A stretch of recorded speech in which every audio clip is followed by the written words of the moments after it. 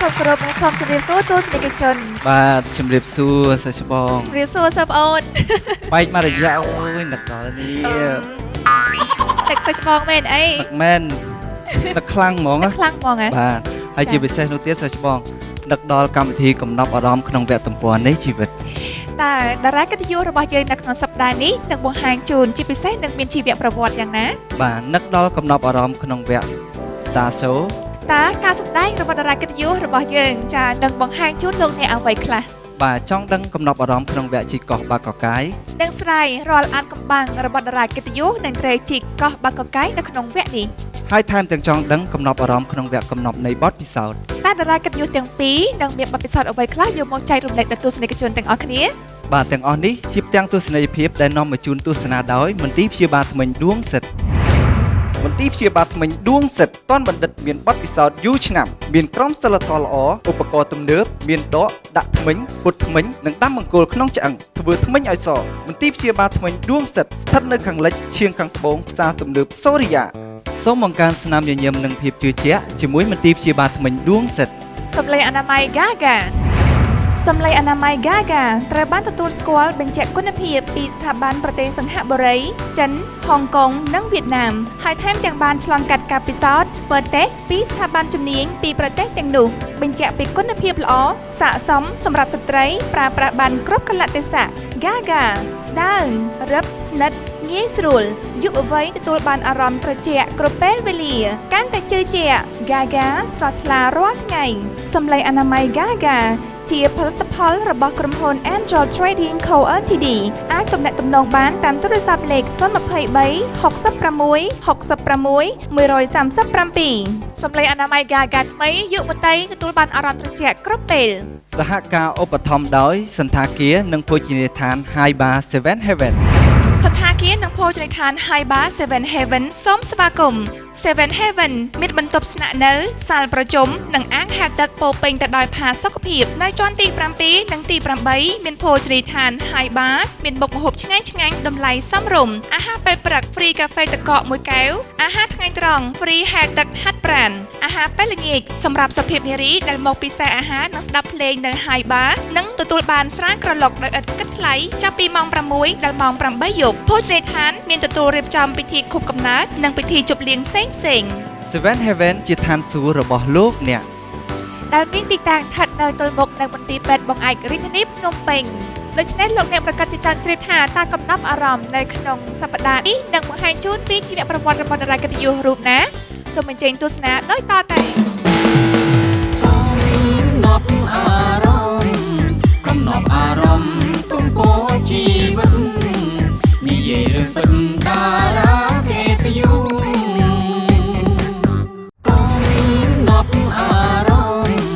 កំណប់អារម្មណ៍ទំព័រជីវិតនិយាយរឿងពិតតារាកិត្តិយសសួស្ដីពិសិដ្ឋពិសិដ្ឋមកថ្ងៃមកហើយយូរម៉េះមកពីណាអូឡៃទេញ៉ាំអីមិញហ្នឹងញ៉ាំអីហ្នឹងហើយហាត់ដល់ណាហើយឡើយហាត់ដល់កណ្ដាស់ទី2ហើយខ្ញុំទៅចេះបានប៉ុណ្្នឹងហើយពិសិដ្ឋឯងចេះច្រើនជាងខ្ញុំទៀតអើយយើងចង់ចេះដល់យើងព្យាយាមខំប្រឹងវាហាត់ទៅយកចិត្តទុកដាក់ទៅចេះហើយដូចតែគ្នាទេអូខេតែធ្វើម៉េចពិសិដ្ឋឯងបកកាយជាងពួកខ្ញុំ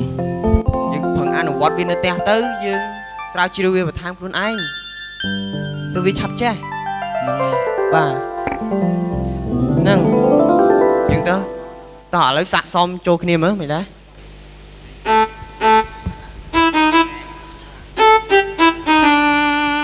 អូល្អណែពួកយើងមានឆ្ងល់ហើយថាយើង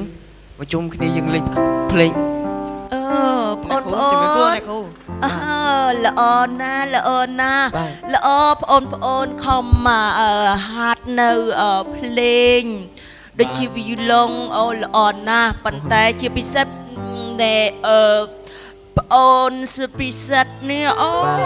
កូតណាស់ល្អច្រើនណែអ្នកគ្រូបង្ហាត់សិស្សកម្ពុជាច្រើនអញ្ចឹងប្អូនហាត់បានន័យថាដៃអូនចេះខ្វាមបានល្អខ្ ចេះបានន័យថាវាទុនវាបានល្អអញ្ចឹងអ្នកគ្រូនឹងខំប្រឹងរគ្រូដ៏ល្អមកពីបរទេសមកជួយបង្ហាត់ប្អូនដូចជាមកពីកាណាដាណែប្អូនបើចង់ទៅប្រទេសកាណាដាឬអឺរ៉ុបផ្សេងប្អូនត្រូវរៀនឲ្យបានច្រើន បានអ្នក អូ គ្រូ ខេអូខេ កាយចេះដូចគេ កម្ពុជាអូស្អាតចាជំរាបសួរខ្ញុំមកពីប្រទេសកាណាដាខ្ញុំស្រឡាញ់កម្ពុជាអូយកម្ពុជាស្អាតស្អាតណាជាពិសេសអូនសិតអូស្អាតមែនទេជាពិសេសបងស្រឡាញ់អូនសិតត្រង់ដៃអូនចូលប្រកែចុចអូពួកកែចុចបងចូលចិត្តអូនចុច គេបានស្ដាប់បង្គាប់អ្នកគ្រូល្អពួកម៉ាក់អាចមកជួយសិស្សកម្ពុជាយកទៅបួកអូខេខ្ញុំចូលចិត្តខ្ញុំនឹងជួយអូនសិតទៅប្រទេសកាណាដាទៅចុច មិនមែនទេទៅបង្រៀន ចុចចាអូខេយ៉ាល្អឥឡូវមកបងអូនសិតអាចសាកស្ដាប់តិចបាន យ៉ា ស្ដាប់ម៉ាដាម Okay. ស្ដាប់ម៉ាដាម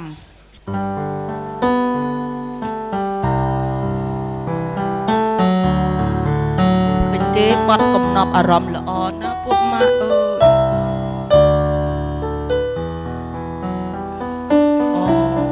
ចុចត្រូវអក្សរល្អណាស់ខ្វាបយាហើយ អះ ខ្ញុំចុចរួចរាល់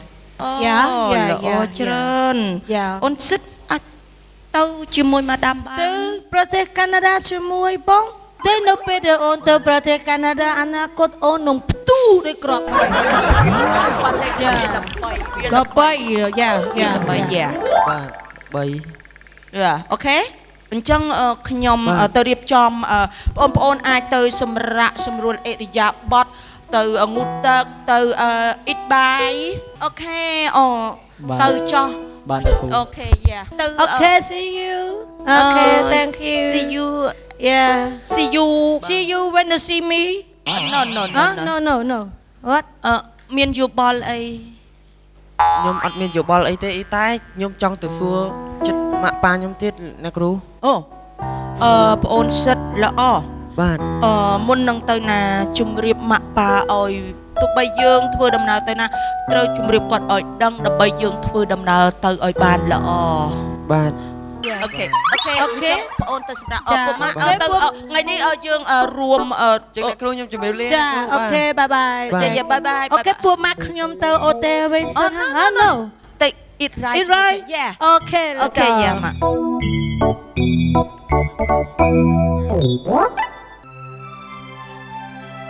ជាមេផ្ទះមានអី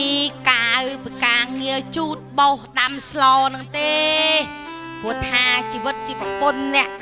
ភ្លេងមួយយ៉ាងដែរណាក៏ស្គាល់ប្តីគឺខ្ញុំ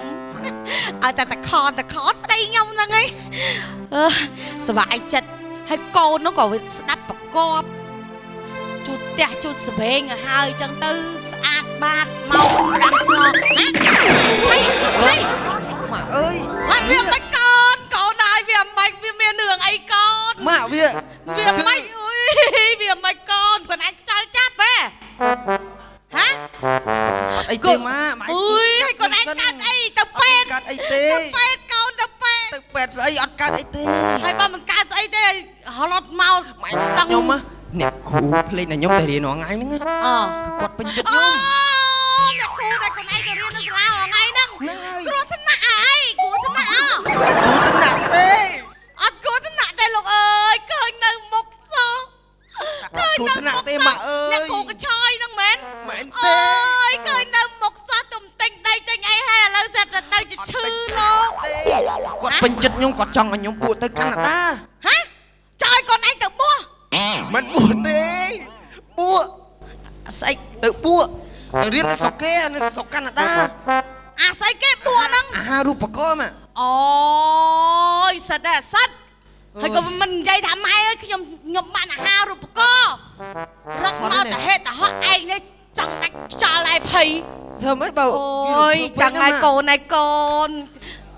ឡូវម៉ែអត់ អីនិយាយមិនឲ្យទៅមិនហារឿងប៉ាកូនឯងកំតន់អា5ចាំគាត់ចេញពីធ្វើការវិញយប់នឹងម៉ោង12យប់ចាំម៉ែសប្រៃប្រាប់គាត់លឺអត់តែម៉ាក់សប្បាយចិត្តព្រោះអីកូនឯងបានជាប់បួកមកកូនមកអេអាហាររូបក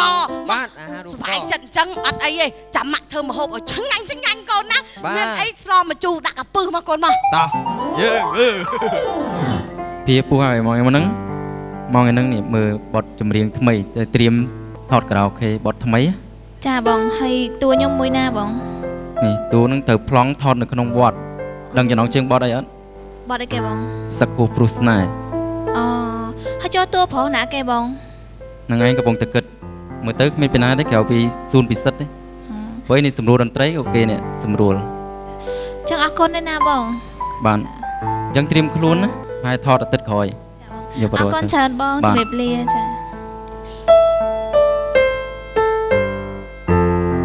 អើយបទច្រើនណា បង នៅថត បងជម្រាបសួរបង អូសិតមកដល់មក បាទបង អង្គុយមកពងនឹកដើមមើលភៀមអីគាត់ទៅ សុខសប្បាយតើបងអី បាទសុខសប្បាយធម្មតា បងឯងពងមើលអីហ្នឹង បទចម្រៀងថ្មីដែលស្ដែងសម្រួលតន្ត្រីសឹកគូព្រោះស្នេហ៍ ចុះឥឡូវបង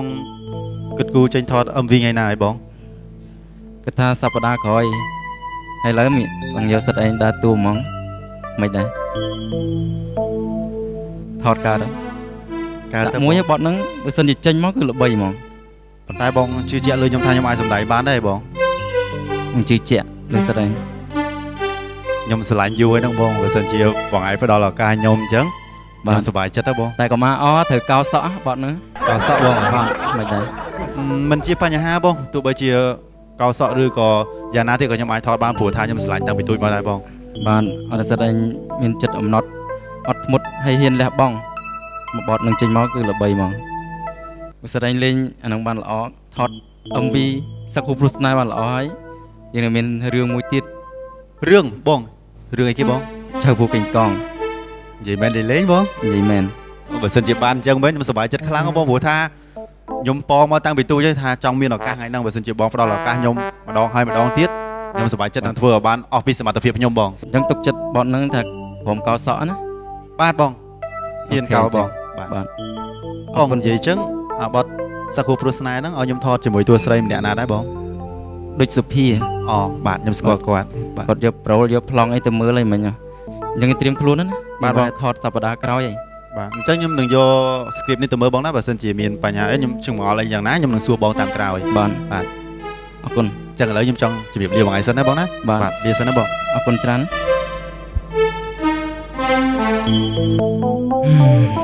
ចាត់ចែងតួរួចរាល់ហើយទៅថតសប្តាហ៍ក្រោយហ្មងមើលទៅរើសទីតាំងរើសអីទៀត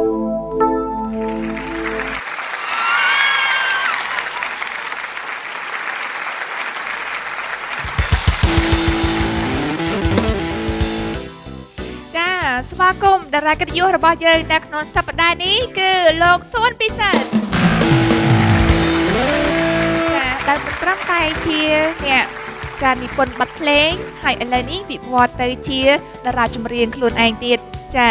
ហើយចំណែកឯការសម្ដែងវិញក៏ពោពេញដោយទេពកោសល្យខ្ពស់ផងដែរ បាទពិតជាពិសេសមែនតើ ចា ខ្ញុំចង់ធ្វើដូចគាត់ដែរ ចង់ធ្វើដូចគាត់ តែប្រហែលជាទៅមិនរួចទេ ចង់ធ្វើអីខ្លះ ចង់អស់ យ៉ាងណា មានតាំងពីច្រៀងចង់ធ្វើភ្លេងអីប៉ុន្តែនេះចង្រៃដៃនេះរៀនអត់ចេះ អត់អីទេបើសិនជាចង់ចេះអីសិស្សបងបរៀន បាទអូទៅមកចេះអីខ្លះ ចេះទាំងអស់នឹងអត់តែអីដែលអត់ចេះទេ តែតារាកិត្តិយសទី2មានជីវប្រវត្តិយ៉ាងណាទស្សនានៅក្នុងវគ្គទំព័រនៃជីវិតដូចតទៅ ណប់អារម្មណ៍កំណប់អារម្មណ៍ទំព័រជីវិតនិយាយរឿងពិតតារាកិត្តិយសកំណប់អារម្មណ៍កំណប់អារម្មណ៍ទំព័រជីវិតនិយាយរឿងពិតតារាកិត្តិយស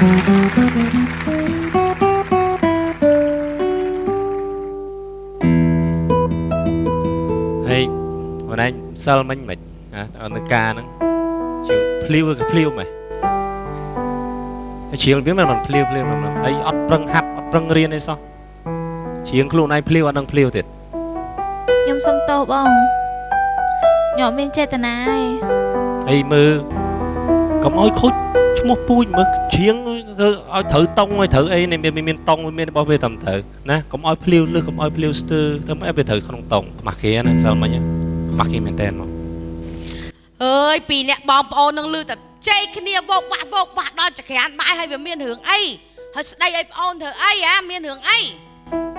มาดังเซลมันเนี่ยไรนั่นเชียงพลิ้วนึกพลิ้วนึกกาเนาะ โอ้ยแน่อะไรไปตุ่มเฮียนนะกอนวิเชียงบ้านปนังอะจัดตกแต่ละอ้อยช่วยนายนอมปอนติดตื้อกลมสได้ไอ้ปอน เขามากี่ไรดังไง หายหลานก็จังแน่คนไอ้บองเปลี่ยนนะกูจะสดับโยจะตกดะกลมเล่งอ่ะระเบียบแง่งอเอาแต่ตื้อกับไหลน้าก่อนจังเนี่ยอุ้ยเล่งเฉินนี่เฉินเจียมเสียอ่านเอาเพลงไอ้นั่งซาเมอร์หัดตามเนี่ยบองเปลี่ยนอ่ะพลังต้องลังยังลังไอ้พอดอ่ะเจ้ายังแต่ละเจ้าจังมา แม่เจ้าแต่เชียงนั่น นั่งไงผมเอาไปคอยปูดบ้า ខ្ញុំចង់ហៅឡែហ្នឹងទៅថតនេះហ្នឹងមិញអើយ ថតអីគេ នៅខាងផលិតកម្មសាន់ដេហ្នឹងគេហៅថតចម្រៀងការ៉ាអូខេអីហ្នឹងមិញ អូយអាឡែនខ្មៅคลิกណាគេយក ក៏មិញឯងមើលពួកខ្ញុំមានតែស្អាតអីកំតែ អូ គេហៅ យណែក្មួយអាមីងដូចຕົកចិត្តសោះនាងនេះវាលេងច្រើនផងនេះណាត្រូវអាភ័យនៅខេត្តបាត់ដំបងនោះវាច្រើនទាំងអីហ្នឹងទៀត ឥឡូវឲ្យវាទៅធ្វើតេស្តសាកសិនណាមិញ ទៅធ្វើតេស្តសាកអូយកើតទេអាឡែន ណាម៉ែណាខ្ញុំស្រឡាញ់តែតាម៉ែណា ខាងផលិតកម្មណាផលិតកម្មណីនោះណាខាងណា ខាងផលិតកម្មសាន់ដេហ្នឹងណាបង អូយណែ ហៅពួកខ្ញុំទៅថតហ្នឹងខ្ញុំចង់មកប្រគល់ឡែ ម៉ែដូចຕົកចិត្តទេហ៎កូនណែ ណាបងណា ហ៎ បងឲ្យគ្នាទៅស្នាក់ជាមួយពួកខ្ញុំមកទៅទាំងអស់គ្នាសោះណាបងតែខ្លាច ឥឡូវម៉ែយល់ អា មកដែរ ម៉ែគិតថាអាឡែនវាចង់ហើយឥឡូវខាត់ប្អូនក៏ខាត់មិនកើតដែរម៉ែក៏ស្រឡាញ់ដែរខាងវិស័យហ្នឹងនេះសំដែងហ្នឹងខ្លួនឯងដឹងអត់វាតាក់តូននឹងខេត្តបាត់ដំបងនឹងកន្លោះភ្នំពេញអីចឹងទៅគេវាចូលអារម្មណ៍ប្អូនអីចឹងណាវាបានអាផ្នែកទៀតអីទៅនិយាយថាអាឡែនច្រៀងក៏ចេះណែសំដែងក៏ចេះដល់យើងហ្នឹងមានក្រុមតន្ត្រីមានឆាកមានអីស្រាប់ចឹងទៀតវាមូលល្មងណាកូន រាល់ចេះ ហ្នឹង ណាម៉ែណ ឥឡូវបាច់គិតច្រើនទេតោះស្អែកមីងទៅជាមួយដែរអញ្ចឹងម៉ែតារោធ្វើម្ហូបធ្វើអីមកឡែន ទៅចោះបងទៅដែរបងទៅមើល តើស្អែកទៅមើលតមក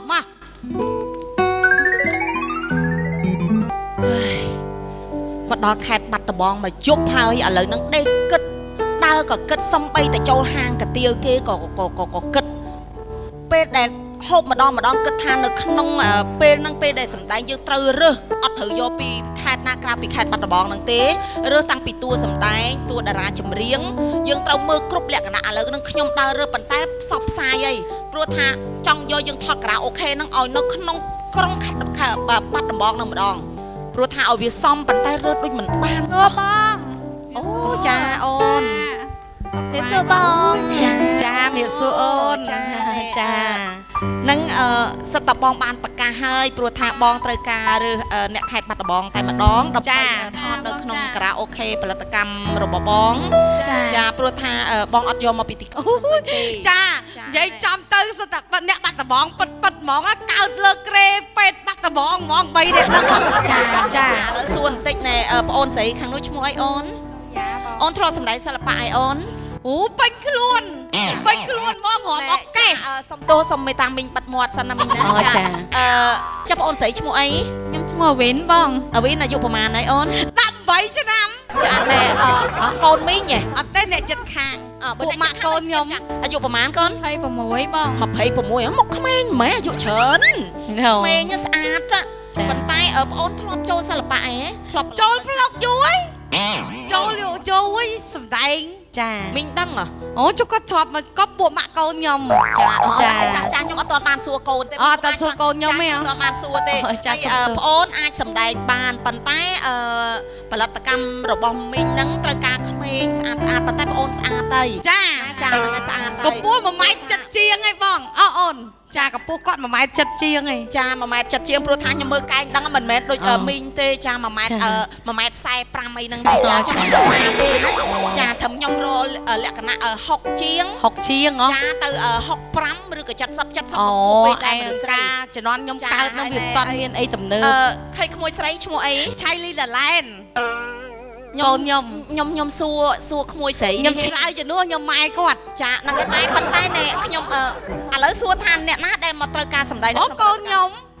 ចាកូនខ្ញុំមានសួរមីងណាអត់ចាឲ្យណែក្មួយចង់សម្ដែងសិល្បៈអូយញ័រហ្មងកូនខ្ញុំញ័រហ្មងផ្នែករួមផ្នែកសម្ដែងនឹងចូលចិត្តតាំងពីញ័រមកចេះហ្មងកូនខ្ញុំមួយនឹងចាណែសូមឲ្យចាប់មីងម្នាក់នេះចេញខ្ញុំឈប់មាត់ឯងខ្ញុំយកខ្ញុំបិទមាត់បាត់ឥឡូវចេះខ្ញុំឲ្យខាងក្រុមតន្ត្រីកខ្ញុំណាព្រោះថាខ្ញុំថតការ៉ាអូខេប៉ុន្តែមានក្រុមតន្ត្រីកពិតចាចេញបាត់ញាក់ឲ្យក្មួយរួមបន្តិចមើលចាអូយថាកំភៃអារឿងញាក់នោះគឺខ្ញុំជំនាញតែម្ដង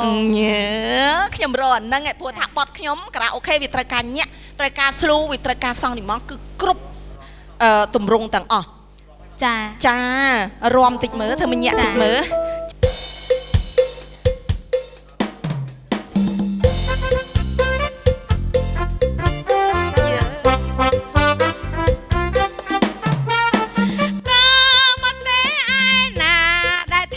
ចេញហិលបើមិនទេមិនចេញហិលអូនក៏មិនប្រច័ណ្ឌដែរតែគ្មានទេស្រីទេហិលហើយវាជំនាញឯងវាអ្នកច្រៀងពីមុនដែរតោះមួយតថតបាច់យកហើយហ្មងឯងអូនចាណែប៉ុន្តែបើសិនជាមីងទៅកន្លែងខ្ញុំថតខ្ញុំអត់យកកូនមីងឯងទៅទេអូយអត់ទេខ្ញុំគ្រាន់តែតាមជួយរៀបចំអវ៉ាន់អាឡែនខ្ញុំបាច់ទេខ្ញុំនឹងបិទមាត់ខ្ញុំអត់ទេបាច់ខ្ញុំសុំធានាអញ្ចឹងក្មួយទាំងអស់គ្នាឥឡូវទៅថតផលិតកម្មមីងណាអូយអរគុណច្រើនទាំងអស់គ្នាជោគជ័យទាំងអស់គ្នាអូយអរគុណច្រើនមកកូនមកសម្រាប់ឲ្យកូន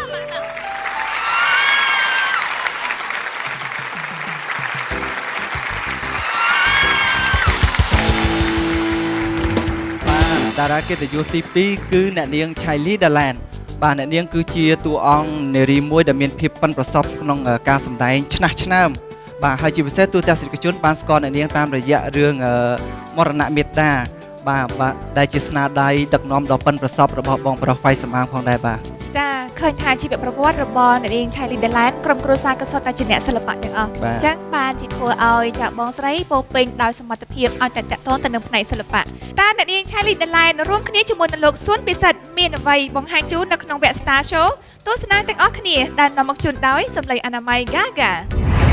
សម្លេងអនាម័យ Gaga ត្រូវបានទទួលស្គាល់បញ្ជាក់គុណភាពពីស្ថាប័នប្រទេសសិង្ហបុរីចិនហុងកុងនិងវៀតណាមហើយថែមទាំងបានឆ្លងកាត់ការពិសោធន៍ធ្វើតេស្តពីស្ថាប័នជំនាញពីប្រទេសទាំងនោះបញ្ជាក់ពីគុណភាពល្អស័ក្តិសមសម្រាប់ស្ត្រីប្រើប្រាស់បានគ្រប់កលៈទេសៈ Gaga ស្ដើងរឹបស្និទ្ធងាយស្រួលយុវវ័យទទួលបានអារម្មណ៍ត្រជាក់គ្រប់ពេលវេលាកាន់តែជឿជាក់ Gaga ស្រស់ថ្លារាល់ថ្ងៃសម្លេងអនាម័យ Gaga ជាផលិតផលរបស់ក្រុមហ៊ុន Angel Trading Co Ltd អាចទំនាក់ទំនងបានតាមទូរស័ព្ទលេខ023 66 66 137 Gaga ថ្មីយុវតីទទួលបានអារម្មណ៍ត្រជាក់គ្រប់ពេលមន្ទីរព្យាបាលធ្មេញដួងសិទ្ធមន្ទីរព្យាបាលធ្មេញដួងសិទ្ធតនបណ្ឌិតមានបទពិសោធន៍យូរឆ្នាំមានក្រុមសីលធម៌ល្អឧបករណ៍ទំនើបមានដកដាក់ធ្មេញពុតធ្មេញនិងដាំបង្គោលក្នុងឆ្អឹងធ្វើធ្មេញឲ្យសមន្ទីរព្យាបាលធ្មេញដួងសិទ្ធស្ថិតនៅខាងលិចឈៀងខាងត្បូងផ្សារទំនើបសូរិយាសូមបង្កើនស្នាមញញឹមនិងភាពជឿជាក់ជាមួយមន្ទីរព្យាបាលធ្មេញដួងសិទ្ធសហការឧបត្ថម្ភកម្មវិធីដោយសន្តាគារនិងភោជនីយដ្ឋាន Hai Bar 7 Heaven សន្តាគារនិងភោជនីយដ្ឋាន Hai Bar 7 Heaven សូមស្វាគមន៍ 7 Heaven មានបន្ទប់ស្នាក់នៅសាលប្រជុំនិងអាងហែលទឹកពោពេញទៅដោយផាសុកភាពនៅជាន់ទី7និងទី8មានភោជនីយដ្ឋាន Hai Bar មានមុខម្ហូបឆ្ងាញ់តម្លៃសមរម្យអាហារពេលព្រឹក free កាហ្វេទឹកកក1កែវអាហារថ្ងៃត្រង់ free ហែលទឹកហាត់ប្រាណ អាហារពេលល្ងាចសម្រាប់សុភាពនារីដែលមកពិសាអាហារនិងស្ដាប់ភ្លេងនៅ High Bar និងទទួលបានស្រាក្រឡុកដោយឥតគិតថ្លៃចាប់ពីម៉ោង 6 ដល់ម៉ោង 8 យប់ភោជនីយដ្ឋានមានទទួលរៀបចំពិធីខួបកំណើតនិងពិធីជប់លៀងផ្សេងៗ High Bar 7 Heaven ជាឋានសួគ៌របស់លោកអ្នកដែលមានទីតាំងស្ថិតនៅទល់មុខនឹងមន្ទីរពេទ្យបង្អែករាជធានីភ្នំពេញ បាទដូច្នេះសូមអញ្ជើញទស្សនាកំណប់អារម្មណ៍ក្នុងវគ្គ Star Show ទាំងអស់គ្នាបាទ អារម្មណ៍រីរីស្វាគមន៍ក្នុងវគ្គ Star Show កុំដប់អារម្មណ៍រីរីស្វាគមន៍ក្នុងវគ្គ Star Show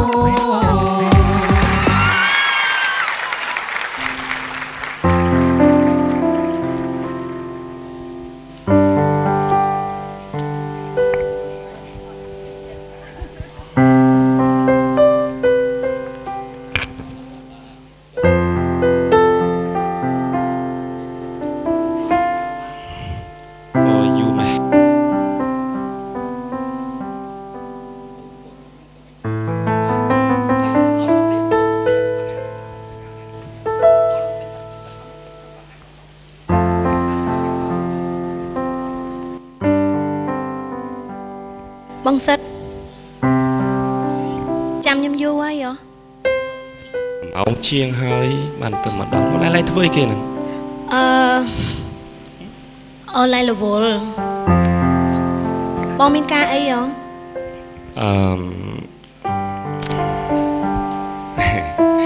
មានការហ្នឹងបានណាត់ឡែនមកហ្នឹង មានការអីមិននិយាយមកមានការឲ្យមកសើចដាក់ខ្ញុំអញ្ចឹងមិនកាលណាបានដឹងរឿងការហ្នឹងទៅ ពិបាកនិយាយប្រាប់ឥឡូវឧទាហរណ៍ចេះឧទាហរណ៍ថាមានគេម្នាក់បរិសម្នាក់ចាប់អារម្មណ៍ឡែនហើយ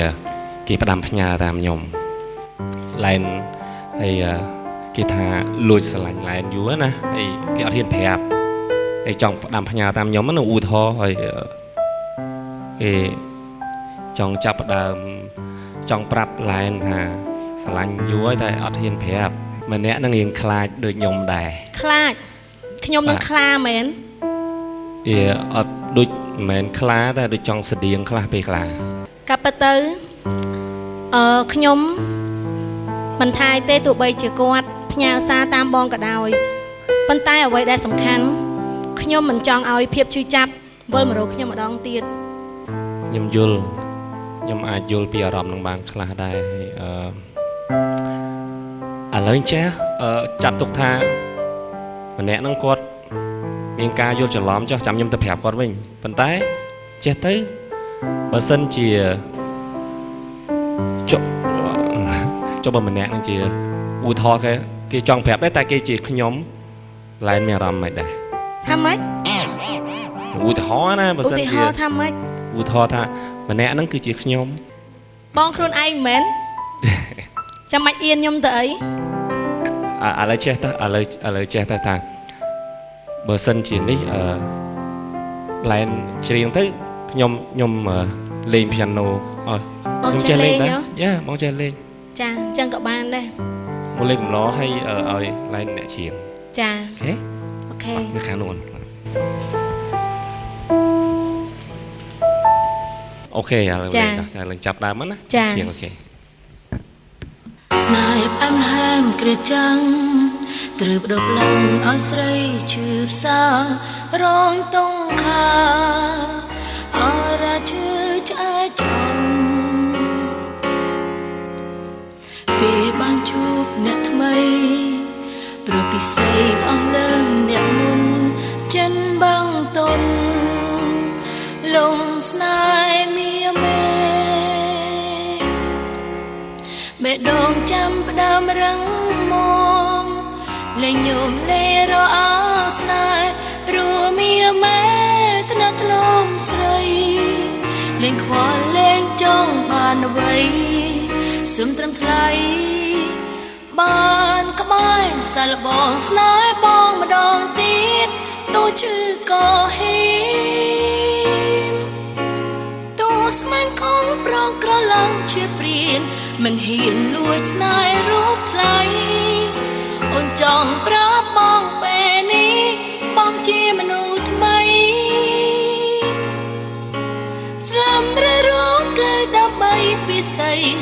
មានអ្វីឲ្យអូនសោកស្ដាយឈោមឆាយជាបេះដូ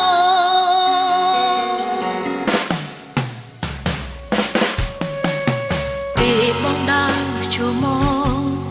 ក្តីទុកសោកអូនបានរសាយរលាឆ្ងាយមានតែក្តីសុខខកផ្លែឆ្ងាយពីមុនចិនទីរុនតូតុនអត់តុងគ្មានទេសងគ្មានអ្នកមើលថែបេះដូងចាំផ្ដើមរឹងមកលេងញោមលេងរអស្នេហ៍ព្រោះមានមេថ្នាក់ថ្នមស្រីលេងខ្វល់លេងចង់បានអ្វីសួងត្រឹមថ្លៃបានក្បែរសាល់បងស្នេហ៍បងម្ដងទៀតទួឈឺក៏ហ៊ីទួស្នេហ៍ខំប្រងក្រឡាំជាព្រានមិនហ៊ានលួចស្នេហ៍រូបថ្លៃអូនចង់ប្រាប់បងពេលនេះបងជាមនុស្សថ្មីស្លាប់ឬរងគឺដើម្បីពិសីគ្មានអ្វីឲ្យអូនសោកស្ដាយឈោមឆាយជាបេះដូង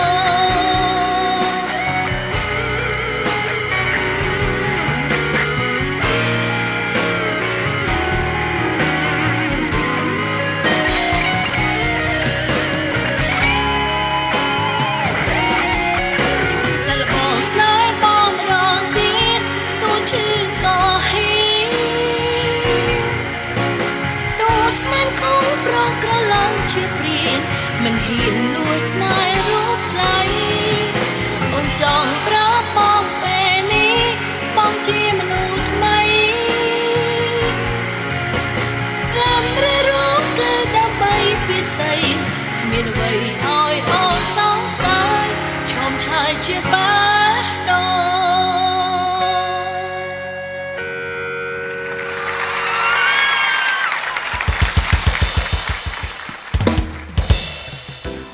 តែម្នាក់នោះគឺជាបងមែន តន់ដឹងដែរ អៀន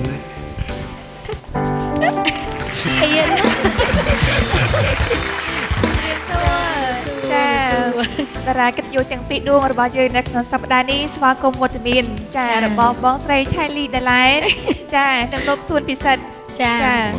សាកទទួលគាត់ណា បានជួបហើយនេះនិយាយថាសាហាវហ្មង ចា ក្នុងរឿងចៅពួកកៃកង ចា បងវិតស្គាល់អត់ហ្នឹងហើយ អូយជា fan របស់គាត់ធ្វើត្បិតតែគាត់ជាទូចិត្តអាក្រក់មែនក្នុងរឿងហ្នឹងណាសាហាវតែចូលចិត្តការសម្ដែងរបស់គាត់បើឲ្យគឺស្អប់គាត់ហ្មង ខ្ញុំស្អប់ហ្មង អរគុណខ្លាំងដែលបានស្អប់ខ្ញុំ ស្អប់ក្នុងរឿងហ្មង ប៉ុន្តែចង់និយាយថាស្អប់តួអង្គហ្នឹង ចា បាទហើយនេះក៏ស្គាល់ដែរ ចា តារាណាស់ហ្មង ខ្ញុំដល់ធ្លាប់តែចេញមកផុងផាំងហ្មង ចា ដល់ចេញមករៀងសភាពអញ្ចឹងអឹមអៀនដូចមិនទេ ចាសប្តាហ៍នេះលោកអ្នកប្រកាសជាប្លែកចានឹងបានទស្សនាចាយ៉ាងជក់ចិត្តពីព្រោះថាការសម្ដែងក៏ដូចជាចារត់អាកំបាំងរបស់តារាកិត្តិយសទាំងពីរដួងនឹងចូលខ្លួននៅក្នុងកម្មវិធីកំណប់អារម្មណ៍របស់យើងជាបន្តទៀតនេះគឺជាវគ្គជីកកោះបាកកៃដែលនាំមកជូនដោយសម្លេងអនាម័យ Gaga សម្លេងអនាម័យ Gaga ត្រូវបានទទួលស្គាល់បញ្ជាក់គុណភាពពីស្ថាប័នប្រទេសសិង្ហបុរី ចិន ហុងកុង និងវៀតណាមហើយថែមទាំងបានឆ្លងកាត់ការពិសោធន៍ធ្វើតេស្តពីស្ថាប័នជំនាញពីប្រទេសទាំងនោះបញ្ជាក់ពីគុណភាពល្អស័ក្តិសមសម្រាប់ស្ត្រីប្រើប្រាស់បានគ្រប់កលៈទេសៈ Gaga ស្ដើងរឹបស្និទ្ធងាយស្រួលយុវវ័យទទួលបានអារម្មណ៍ត្រជាក់គ្រប់ពេលវេលាកាន់តែជឿជាក់ Gaga ស្រស់ថ្លារាល់ថ្ងៃសម្លេងអនាម័យ Gaga ជាផលិតផលរបស់ក្រុមហ៊ុន Angel Trading Co Ltd អាចទំនាក់ទំនងបានតាមទូរស័ព្ទលេខ023 66 66 137សម្លេងអនាម័យ Gaga ថ្មីយុវតីទទួលបានអារម្មណ៍ត្រជាក់គ្រប់ពេល មន្ទីរព្យាបាលធ្មេញដួងសិទ្ធិមន្ទីរព្យាបាលធ្មេញដួងសិទ្ធិទាន់បណ្ឌិតមានបទពិសោធន៍យូរឆ្នាំមានក្រុមសីលធម៌ល្អឧបករណ៍ទំនើបមានដកដាក់ធ្មេញពុតធ្មេញនិងដាំបង្គោលក្នុងឆ្អឹងធ្វើធ្មេញឲ្យសមន្ទីរព្យាបាលធ្មេញដួងសិទ្ធិស្ថិតនៅខាងលិចឈៀងខាងត្បូងផ្សារទំនើបសូរិយាសូមបង្កើនស្នាមញញឹមនិងភាពជឿជាក់ជាមួយមន្ទីរព្យាបាលធ្មេញដួងសិទ្ធិហាងកាត់ដេរសម្លៀកបំពាក់ស្ត្រីសេដ្ឋបុត្រ សុភាពនារីចង់បានសម្លៀកបំពាក់ស្រស់ស្អាតទំនើបទាន់សម័យមានទាំងបុរាណនិងសម័យសូមអញ្ជើញទៅកាន់ហាងលក់សម្លៀកបំពាក់សេដ្ឋបុត្រដែលមានទីតាំងចម្ងាយ100ម៉ែត្រពីខ្លងទ្វារផ្សារទួលគោកឬក៏អាចទំនាក់ទំនងបានតាមរយៈលេខទូរស័ព្ទ012 899 និង431 ទស្សនាជាបន្តនៅក្នុងវគ្គជីកោះបាកកកាយ ណប់អារម្មណ៍កំណប់អារម្មណ៍វគ្គជីកោះបាកកកាយកំណប់អារម្មណ៍កំណប់អារម្មណ៍វគ្គជីកោះបាកកកាយ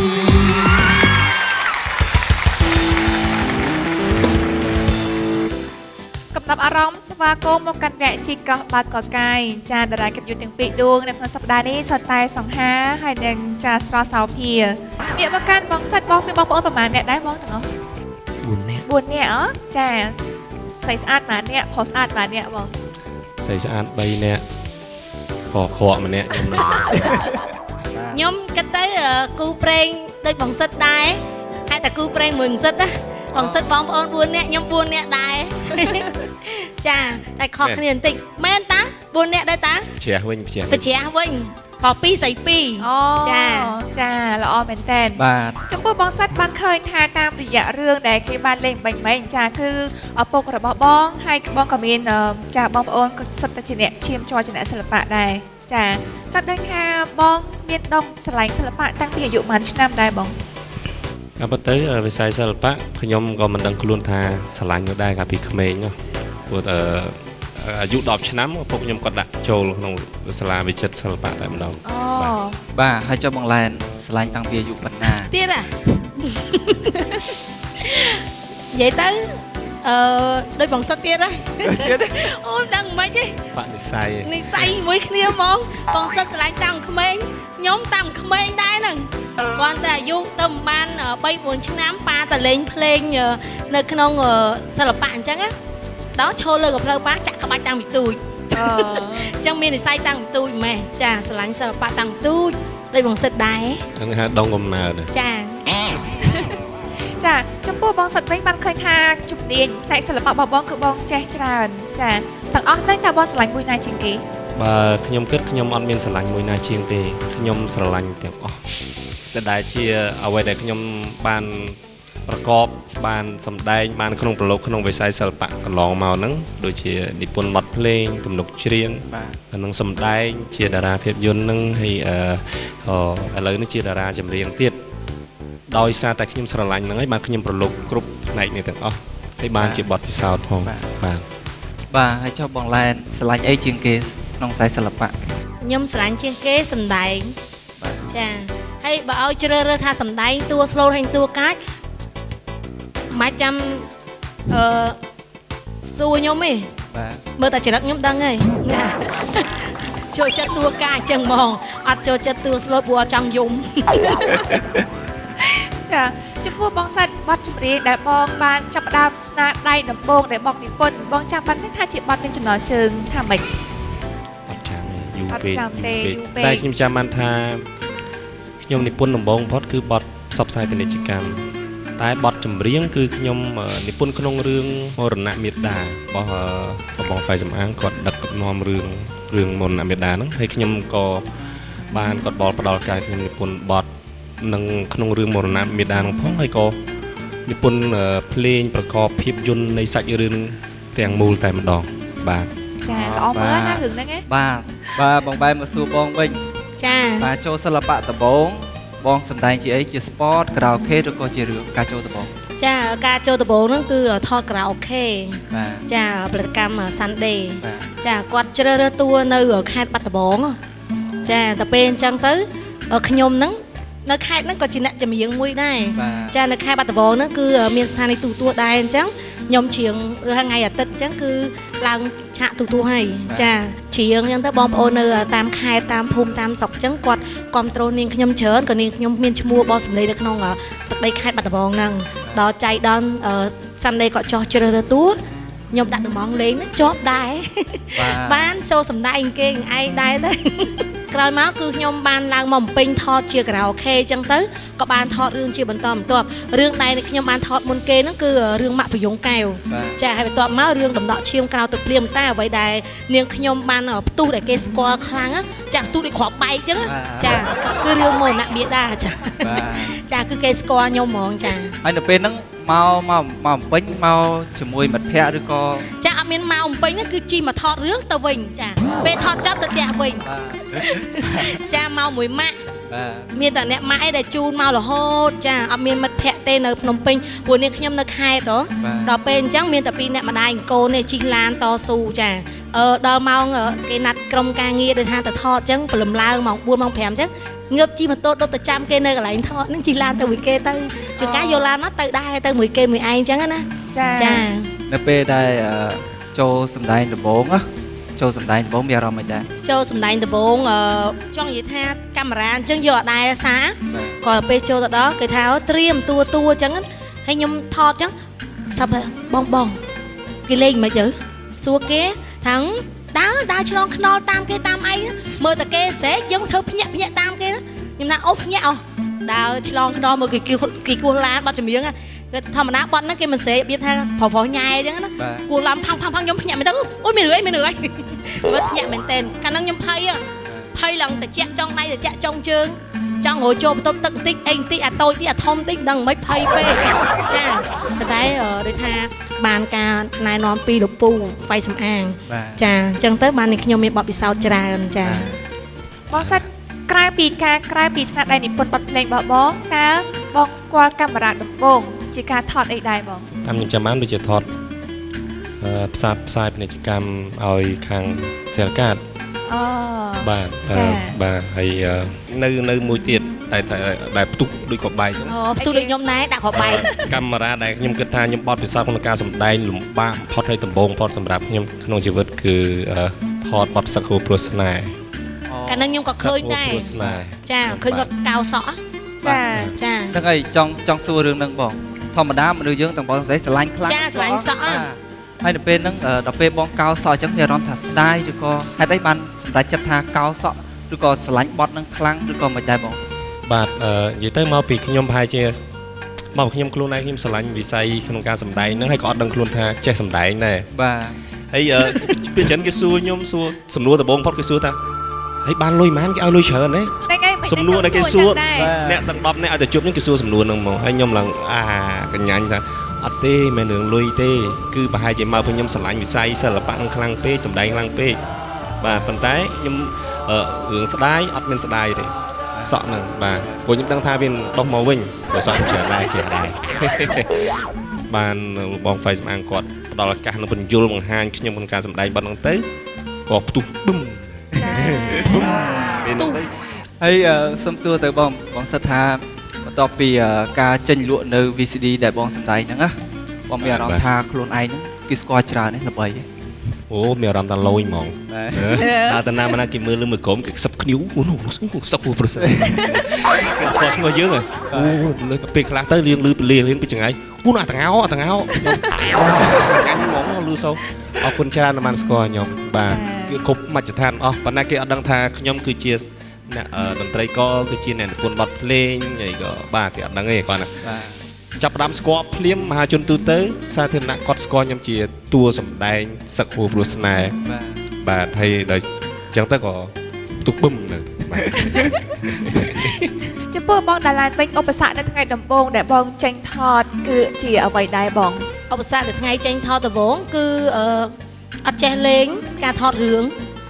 មរណៈមេដាភ័យបំផុតហ្មងព្រោះពេលដែលនេះខ្ញុំធ្លាប់ថតរឿងផ្សេងប៉ុន្តែនៅពេលដែលពូក៏ទូរស័ព្ទខលហៅថាអាឡែនពូចង់ហៅឯងថតរឿងមរណៈមេដាលេងអត់ភ័យខ្លួនមកដល់តែពេលចេញលេងដំបូងទៀតជាមួយពូទៀតភ័យទៅដឹងលេងមិនទេខ្លាចតែពេលអត់ចេះសម្ដែងខ្លាចត្រូវមាត់ពូដល់ពេលអញ្ចឹងលេងទៅខុសអញ្ចឹងទៅអត់ត្រូវមាត់គាត់អញ្ចឹងទៅដល់ពេលពីរដងអីចឹងទៅភ័យជាងគេតែអ្វីដែលនៅក្នុងរឿងមរណៈមេដាដែលខ្ញុំភ័យជាងគេទី1គឺក្រាបនៅក្នុងផុកខ្ញុំខ្លាចឆ្លើងខ្ញុំអត់ហ៊ានឲ្យសើមខ្ញុំចំតិតគូសឡើងលើខ្ញុំគ្រាន់តែអោនលឹកទៅក្បាលដល់ទៅពេល បងជាតាហើយនឹងបងឆារ៉ាមានណាជាប់តគូតចុះខោមកខ្ញុំខ្លាចឆ្លើងហ្នឹងទី1ទី2ពួងអត់ហ៊ានពូវាមកចិនងាកមកនៅក្បែរបើកវែកចឹងចាអ្វីដែលខ្ញុំខ្លាចជាងគេគឺ2ហ្នឹងហ្មងចាចុះនៅពេលដែលបងបានថតឬនៅចាប់ហើយបានចេញផ្សាយហើយចាគេឈ្មោះរបស់បងនៅពេលនោះបងសង្កេតឃើញថាយ៉ាងម៉េចដែរបងចាប្លែកគឺដើរចេញទៅក្រៅទៅផ្សារទៅអីចឹងអូមីខ្ទីតានោះមីខ្ទីចាហើយចឹងហ្មងខ្ញុំចាអូចាអរគុណបងវាសួរបងចាអូយអូននឹងឯងហ្នឹងឯងឈ្មោះមីខ្ទីក្នុងរឿងមកណាមេដាចាបងចាអូយបងស្អប់អូនឯងណាអូនឯងហ្នឹងអាក្រក់ណាចាខំចាបាទហើយចង់សួរទៅបងសិតបងបន្ទាប់ពីសម្ដែងរឿងចៅពូកេងកងបងជាតួមួយដែលគេចាប់អារម្មណ៍តែបងមានអារម្មណ៍យ៉ាងម៉េចហើយមួយទៀតចង់សួរថាចរិតបងនៅក្រៅញញដូចបន្លែបាទរឿងហ្នឹងគឺជាភាពយន្តកុនដំបូងដែលខ្ញុំសម្ដែងដែរបាទដែលជាស្នាដៃក្នុងការដឹកនាំរបស់បងហ្វៃសំអាងក៏ផ្ដល់ឱកាសឲ្យខ្ញុំមួយដែរមួយទៀតឱកាសនេះបាទកញ្ញាញ់ហ្មងបាទកញ្ញាញ់ខ្ញុំហ្មងបាទវាខុសប្លែកពីការសម្ដែងខារ៉ាអូខេច្រើនបងហ្វៃមកគាត់ណែនាំដែរថាគួរតែកុំឲ្យមានបោះប៉ារ៉ូលតែខាតត្រូវតែចាំត្រូវតែចេះដល់ខ្លួនឯងទើបយើងលេងមកអស់អារម្មណ៍អស់មនោចេតនារូបវិញ្ញាណនៅក្នុងតួអង្គនៃសាច់រឿងហ្នឹងតែ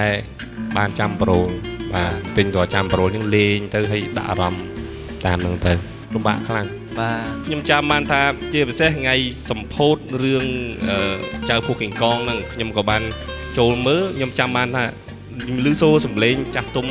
ស្រីអ៊ំហ្នឹងលោកយាយអ៊ំថាជា3 4នាក់គាត់គួយក្រោយខ្ញុំចាឈុតដែលខ្ញុំលបួង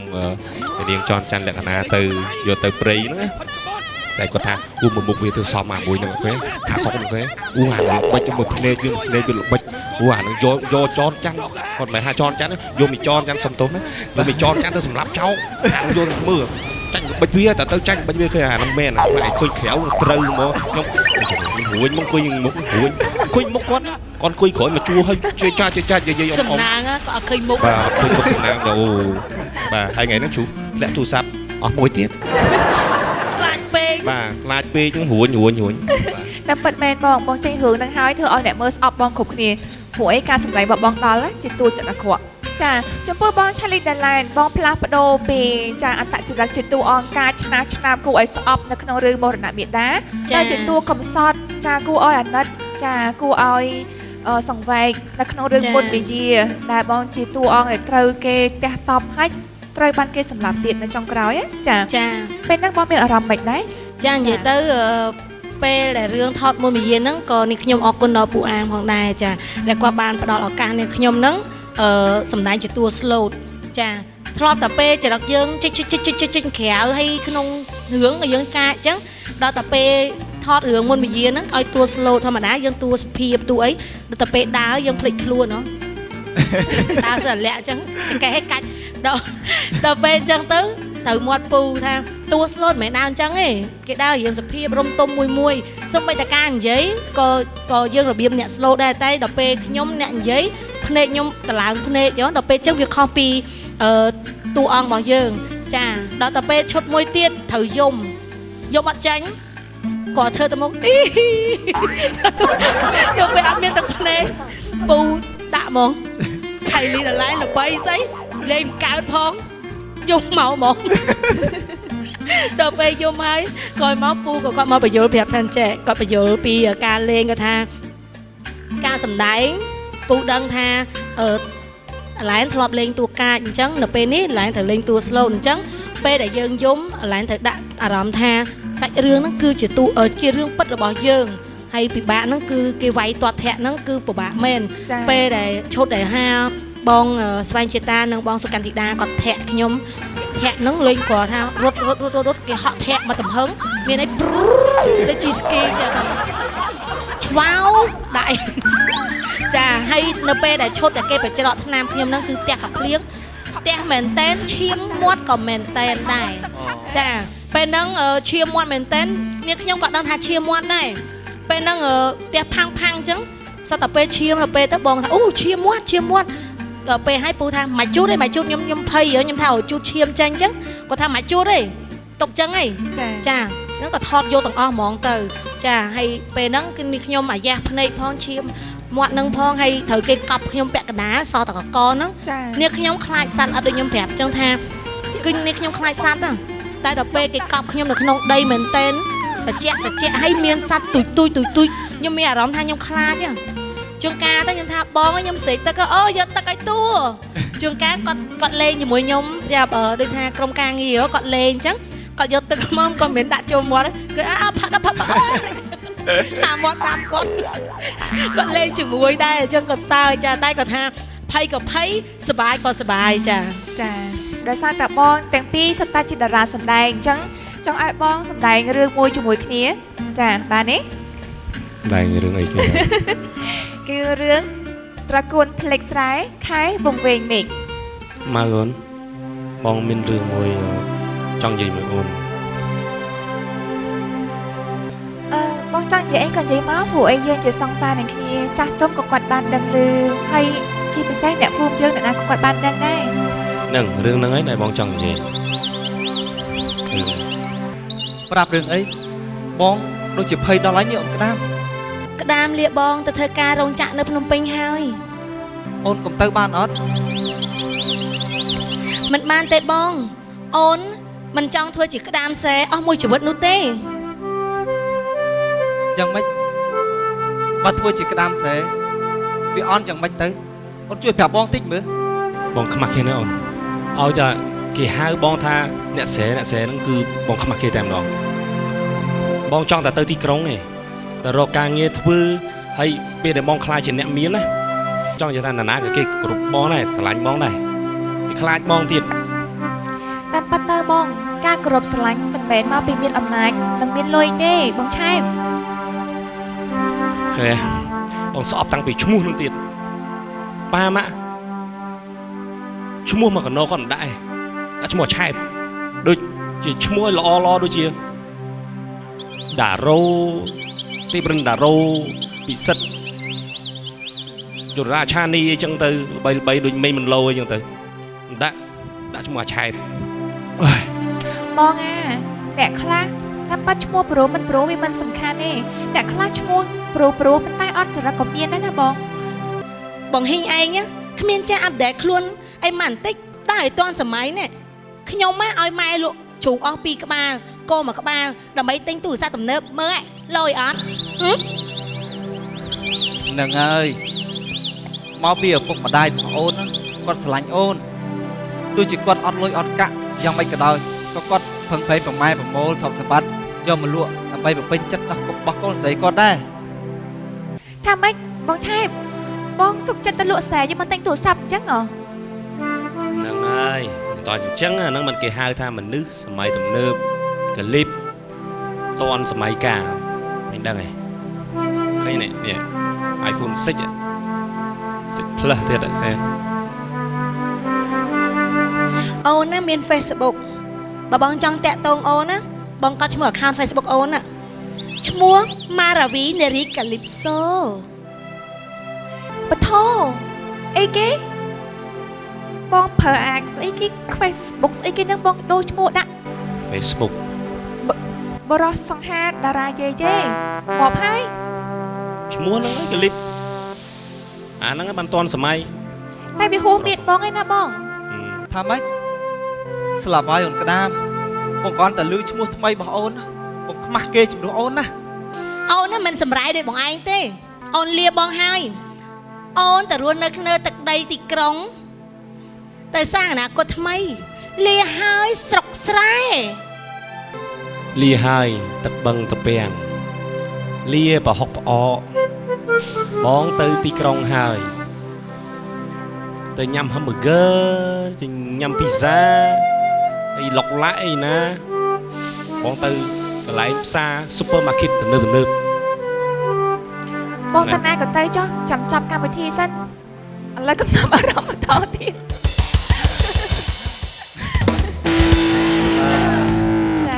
ឈ្មោះខ្ញុំបរោះឈ្មោះក្តាម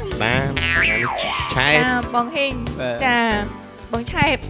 តែចាវាសនារបស់អូនក្តាមចានឹងបងឆែបទៅទីក្រុងនឹងចាផ្លាស់ប្រែជីវិតរបស់អ្នកទាំងពីរយ៉ាងណាជួបគ្នាចាទស្សនានៅក្នុងវគ្គក្រោយដែលជាភាគបញ្ចប់ តែមុននឹងទស្សនារឿងបញ្ចប់សូមអង្វែអារម្មណ៍ទូទាំងសិស្សជនមកទស្សនាកំណប់អារម្មណ៍ក្នុងវគ្គ Star Show ដែលនៅក្នុងវគ្គនេះនាំមកជូនទស្សនាដោយមន្ទីរព្យាបាលថ្មិញដួងសិទ្ធិមន្ទីរព្យាបាលថ្មិញដួងសិទ្ធិតនបណ្ឌិតមានបទពិសោធន៍យូរឆ្នាំមានក្រុមសីលធម៌ល្អឧបករណ៍ទំនើបមានដកដាក់ថ្មិញពុតថ្មិញនិងដាំបង្គោលក្នុងឆ្អឹងធ្វើថ្មិញឲ្យសមន្ទីរព្យាបាលថ្មិញដួងសិទ្ធិស្ថិតនៅខាងលិចឈៀងខាងត្បូងផ្សារទំនើបសូរិយាសូមបង្កើនស្នាមញញឹមនិងភាពជឿជាក់ជាមួយមន្ទីរព្យាបាលថ្មិញដួងសិទ្ធិ សម្លេងអនាម័យ Gaga សម្លេងអនាម័យ Gaga ត្រូវបានទទួលស្គាល់បញ្ជាក់គុណភាពពីស្ថាប័នប្រទេសសិង្ហបុរីចិនហុងកុងនិងវៀតណាមហើយថែមទាំងបានឆ្លងកាត់ការពិសោធន៍ធ្វើតេស្តពីស្ថាប័នជំនាញពីប្រទេសទាំងនោះបញ្ជាក់ពីគុណភាពល្អស័ក្តិសមសម្រាប់ស្ត្រីប្រើប្រាស់បានគ្រប់កលៈទេសៈ Gaga ស្ដើងរឹបស្និទ្ធងាយស្រួលយុវវ័យទទួលបានអារម្មណ៍ត្រជាក់គ្រប់ពេលវេលាកាន់តែជឿជាក់ Gaga ស្រស់ថ្លារាល់ថ្ងៃសម្លេងអនាម័យ Gaga ជាផលិតផលរបស់ក្រុមហ៊ុន Angel Trading Co Ltd អាចទំនាក់ទំនងបានតាមទូរស័ព្ទលេខ023 66 66 137សម្លេងអនាម័យ Gaga ថ្មីយុវតីទទួលបានអារម្មណ៍ត្រជាក់គ្រប់ពេលតើក្នុងវគ្គ Star Show មានអ្វីនោះសូមបញ្ចេញទស្សនាដោយតទៅ អារម្មណ៍រីរីស្វាគមន៍ក្នុងវគ្គ Star Show កុំណប់អារម្មណ៍រីរីស្វាគមន៍ក្នុងវគ្គ Star Show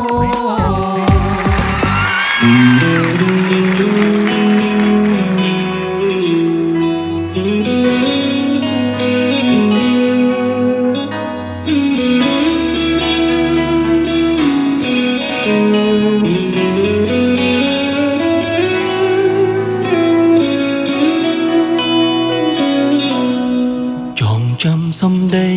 អូនសន្យាប្រាំទោះជាស្លាប់ស្រឡាញ់តែបងមិនងាករេមិនក្បន់គឺជាស្នេហ៍ដំបូងអូនថាឲ្យបងមើលថាអូនរៀងរហូតព្រោះតែសំដីបីឃ្លារបស់អូនធ្វើឲ្យបងលងស្លុបស្មារតីទោះលះបង់ជីវិតបងក៏មិនស្ដាយក្រោយស្រឡាញ់មើលថែឆោមឆាយអង្គមួយជីវិតដឹងទេថាបងសែនឈឺខ្លាំងណាស់ណាអូនមិនគួរមានស្ងួនក្បត់ចាំងស្នេហ៍យើងទាំងគ្នាអាឡ័យអោព្រះជាម្ចាស់ជួយផងតើខ្ញុំនេះធ្វើខុសវិញបានជាអូនក្បត់សំដីយកសង្សារថ្មីចោលបងលះបង់ក្រុមយ៉ាងក៏ព្រមតែអូធ្វើក្រុមយ៉ាងក៏ព្រមតែអូនទោះជាបងស្ដាយក្រោយក៏ហួសពេលទៅហើយតែចង់ឲ្យអូនបងស្រាយហេតុអ្វីអូនក្បត់ដឹងទេថាបងសែនឈឺខ្លាំងណាស់ណាអូមិនគួរមានស្ងួនចាចិនចោលបងទាំងគ្មានអាឡ័យអោព្រះជាម្ចាស់ជួយផងជួយខ្ញុំផងតើខ្ញុំនេះធ្វើខុសមួយបានជាអូនក្បត់សំដីយកសង្សារថ្មីចោលបង ហ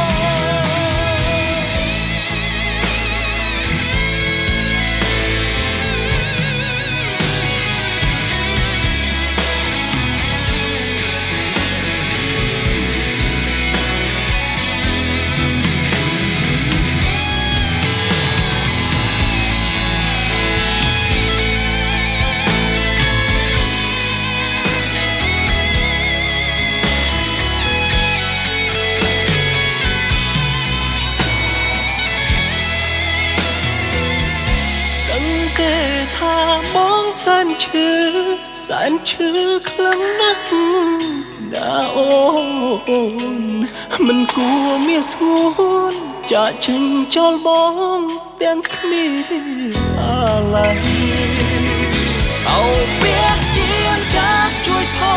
ងជួយខ្ញុំផងតើខ្ញុំនេះធ្វើខុសអ្វីបានជាអូនខ្វាត់សំដីយកសង្សារថ្មីចោលបងហើយអ្វីអូនខ្វាត់សំដីយកសង្សារថ្មី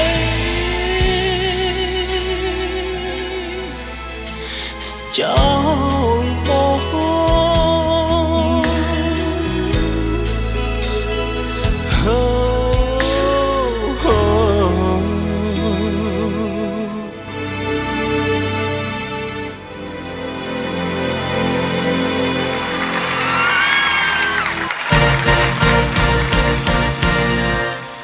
ចង់នៅក្បែរតែងចង់នៅធ្នមថែរូបអូនស្នាមញញឹមស្ងួនដងក្នុងបេះដូងបងយូរហើយថ្លៃបងស្រឡាញ់ចិត្តអូនបេះដូងអូនសែនស្លូតត្រង់ចិត្តធัวសន្តាប្រណីចាបរិសុទ្ធស្រីធ្វើឲ្យបងលំគ្មានថ្ងៃបំភ្លេចបានឡើយសម្បត្តិរុំកាយអូនស្រស់ល្អណាស់ឆោមឆាយក្នុងលោកនេះអូស្អាតគ្មានពីគ្មាននារីណាមកផ្ទឹមបានឡើយអូនល្អទាំងផ្លូវចិត្តល្អទាំងរូបកាយនៅក្បែរឆោមឆាយបងអស់កង្វល់បេះដូងកុំសន់បងនេះសូមប្រគល់ជូនអូនហើយ I just can't leave I can't live without you now baby ឲ្យធ្វើមិនទៅត្រូវធ្វើមិនទៅបងស្រឡាញ់ទៅលើពីជីវិតបងទៅទីបើជ្រើសរើសអូនហាំទៅធ្វើបានអូនបើចាចោលស្នេហ៍តើបងដើម្បីអ្វីអូនណាយអូនត្រូវការអូនក្បែររយប់ថ្ងៃសែនឈឺចុកចិត្តទ្រាំកាត់ចិនដើម្បីថ្លៃ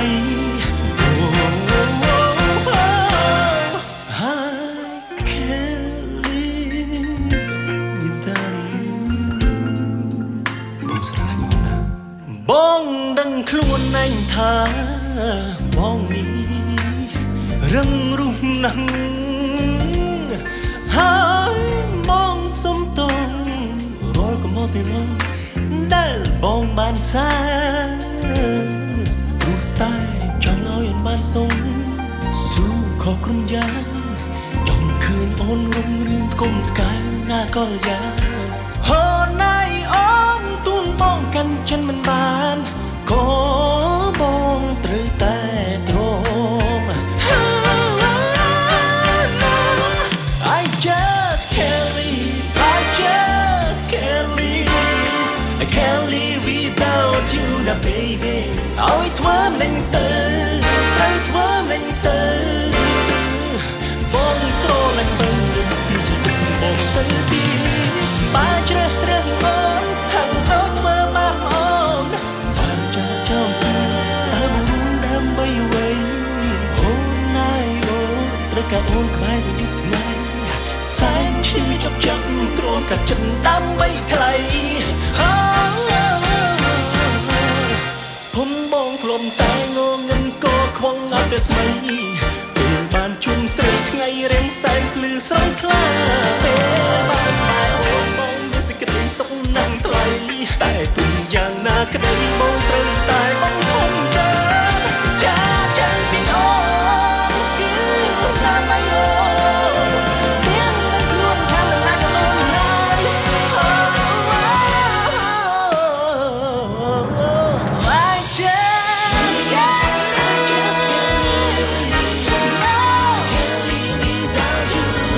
I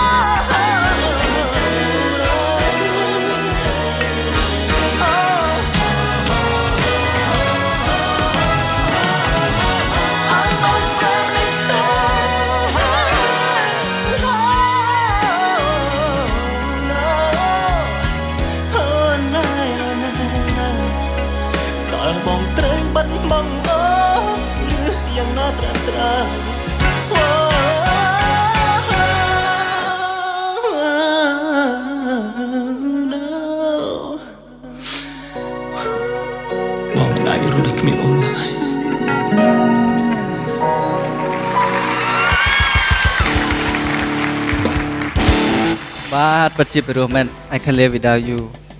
ចេញនៅបាត់ហ្នឹង ចេញហើយ អូ ក្នុងអាល់ប៊ុមជាមួយនឹងកញ្ញាអុកស្គុណកញ្ញា បាទ ចាលោកសុនពិសិដ្ឋនឹងចូលខ្លួនជាបន្តនៅក្នុងវគ្គកំណត់នៃបទពិសោធន៍នៅក្នុងពេលនេះសូមអញ្ជើញទស្សនានៅក្នុងវគ្គ Star Show របស់យើងជាបន្តដែលជាការសម្ដែងជូនពីអ្នកនាង Chaili Dalan នាំមកជូនដោយសម្លេងអនាម័យ Gaga សម្លេងអនាម័យ Gaga ត្រូវបានទទួលស្គាល់បញ្ជាក់គុណភាពពីស្ថាប័នប្រទេសសង្ហបុរី ចិន ហុងកុង និងវៀតណាមហើយថែមទាំងបានឆ្លងកាត់ការពិសោធន៍ធ្វើតេស្តពីស្ថាប័នជំនាញពីប្រទេសទាំងនោះបញ្ជាក់ពីគុណភាពល្អស័ក្តិសមសម្រាប់ស្ត្រីប្រើប្រាស់បានគ្រប់កលៈទេសៈ Gaga ស្ដើងរឹបស្និទ្ធងាយស្រួលយុវវ័យទទួលបានអារម្មណ៍ត្រជាក់គ្រប់ពេលវេលាកាន់តែជឿជាក់ Gaga ស្រស់ថ្លារាល់ថ្ងៃសម្លេងអនាម័យ Gaga ជាផលិតផលរបស់ក្រុមហ៊ុន Angel Trading Co Ltd អាចទំនាក់ទំនងបានតាមទូរស័ព្ទលេខ023 66 66 137សម្លេងអនាម័យ Gaga ថ្មីយុវតីទទួលបានអារម្មណ៍ត្រជាក់គ្រប់ពេល មន្ទីរព្យាបាលធ្មេញដួងសិទ្ធ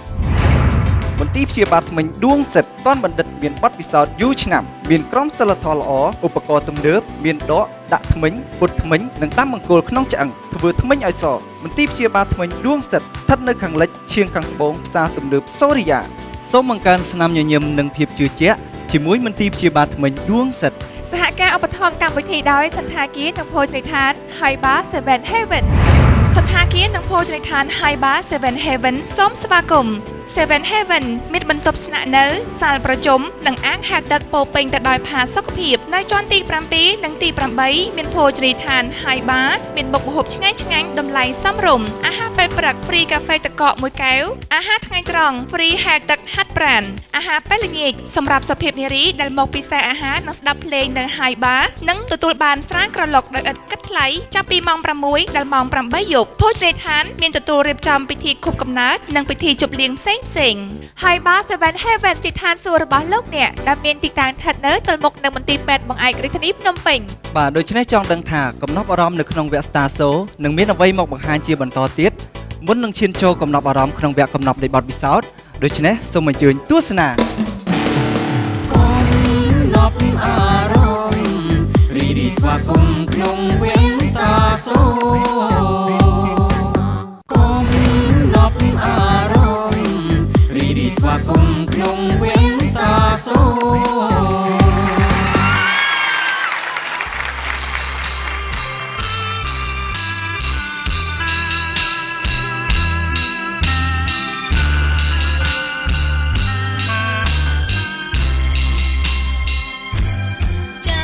Hãy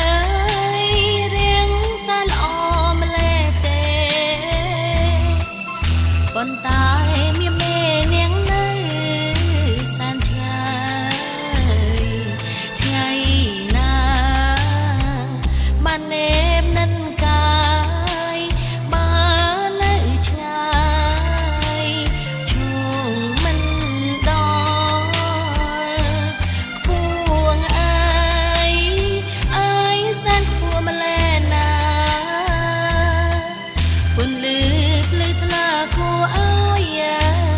cho kênh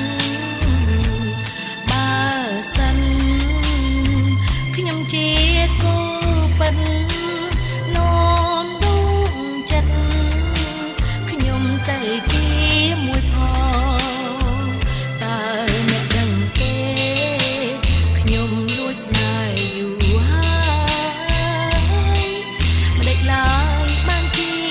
để không bỏ lỡ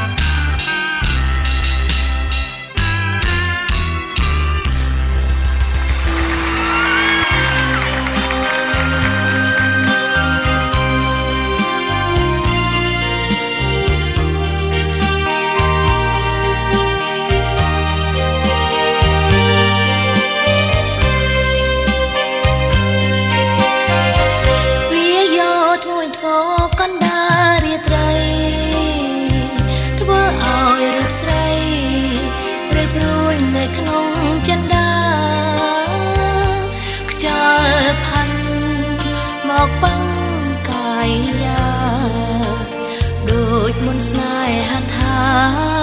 បងធ្លាប់អង្អែប្រានស្រី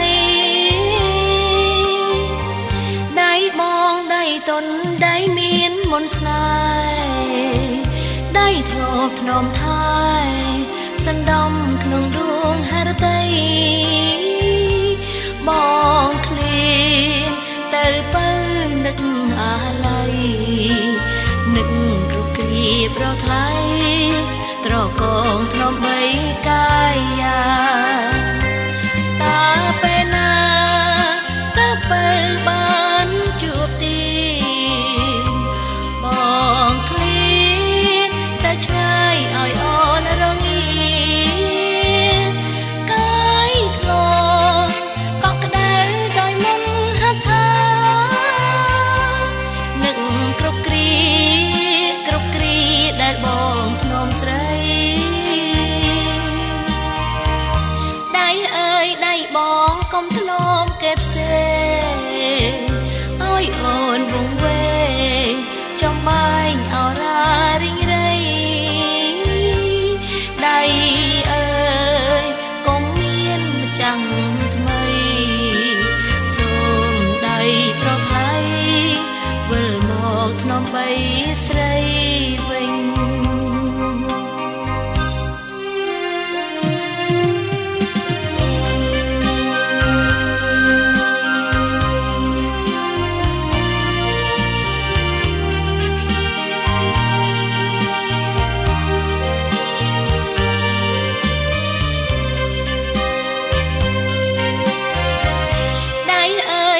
បងកុំធ្នមគេផ្សេងឲ្យអូនវង្វេងចំបាញ់អរ៉ារីងរៃដៃអើយកុំមានម្ចាំងថ្មីសូមដៃប្រថ្លៃវិលមកធ្នមបីស្រីវិញ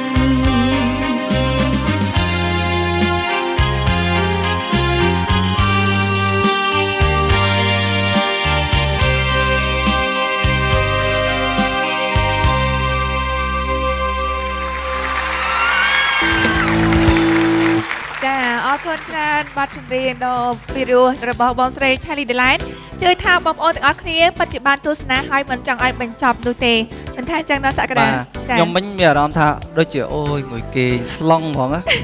ចេះតែបញ្ចូលគ្នាឯងអត់ទេព្រោះមែនបងបាទព្រោះមែនហីនិយាយចេញពីចិត្តអត់អញ្ចឹងអត់កុហកអីណាអត់ទេសុំស្បត់អូយឲ្យតាអូនលងលោចឹងចាំមកទៅជ្រៀងអូនដល់ផ្ទះបាទចាបងស្រី Charlie Delight នឹងចូលខ្លួនជាបន្តទៀតនៅក្នុងវគ្គកំណត់នៃបទពិសោធន៍ចាសូមអញ្ជើញទស្សនាទាំងអស់គ្នាដែលនាំមកជូនដោយសម្លេងអនាម័យ Gaga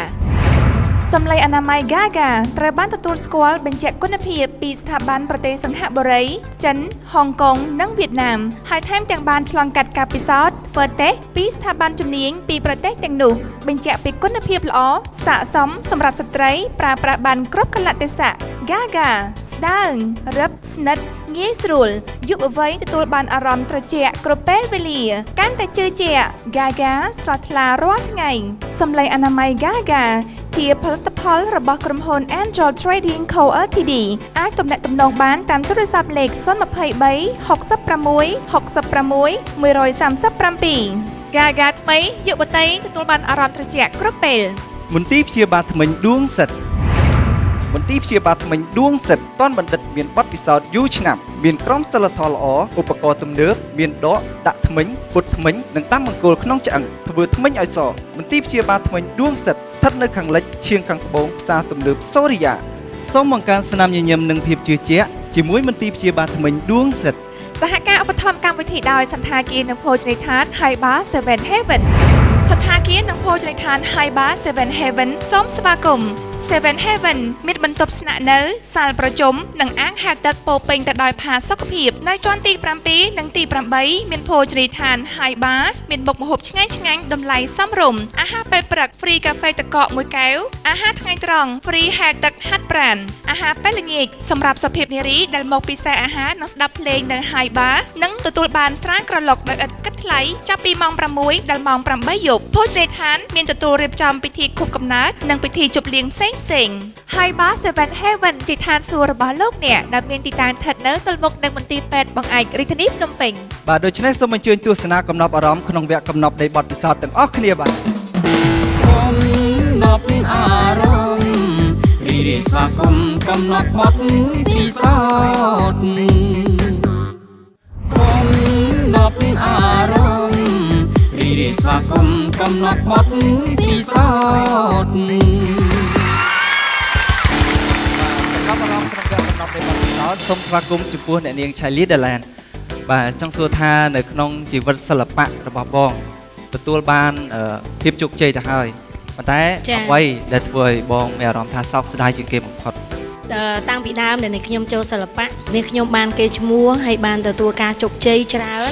ចាអ្វីដែលនេះខ្ញុំសោកស្ដាយបំផុតគឺពេលដែលនេះខ្ញុំបានចេញទៅសម្ដែងនៅសហរដ្ឋអាមេរិក នៅពេលដែលខ្ញុំទៅដល់ទីនោះខ្ញុំមានបញ្ហាខ្ញុំត្រឡប់មកដល់ស្រុកខ្មែរវិញគឺខ្ញុំបានគេថាផ្អាកពីការសម្ដែងនោះគឺរយៈពេល3ឆ្នាំអញ្ចឹងគឺការដែលខ្ញុំចេញទៅសហរដ្ឋអាមេរិកនោះគឺជាអចេតនាមួយដែលធ្វើឲ្យខ្ញុំបាត់បង់អាជីពជាអ្នកសិល្បៈរយៈពេល3ឆ្នាំអញ្ចឹងគឺចំណុចនឹងមួយដែលធ្វើឲ្យខ្ញុំសោកស្ដាយដែលខ្ញុំអាចបំភ្លេចបានចា បញ្ហានេះជាបញ្ហាអីដែរបងរឿងអីគ្រាន់តែទៅអាមេរិកពួកឲ្យបងបាត់បង់ការងារសិល្បៈរហូតដល់ទៅ3ឆ្នាំ និយាយទៅពេលដល់និយាយចំណុចហ្នឹងជាចង់អួតដើមកគឺជាអចេតនាមួយដែលខ្ញុំស្លៀកពាក់ដូចថា sexy ហើយមានដូចថាគាត់បានថតរូបអញ្ចឹងទៅជាជំហានទី1នេះខ្ញុំទទួលស្គាល់ថានេះខ្ញុំស្លៀក sexy មែនហើយនេះខ្ញុំក៏បានសុំទោសជាសាធារណៈនៅលើ Facebook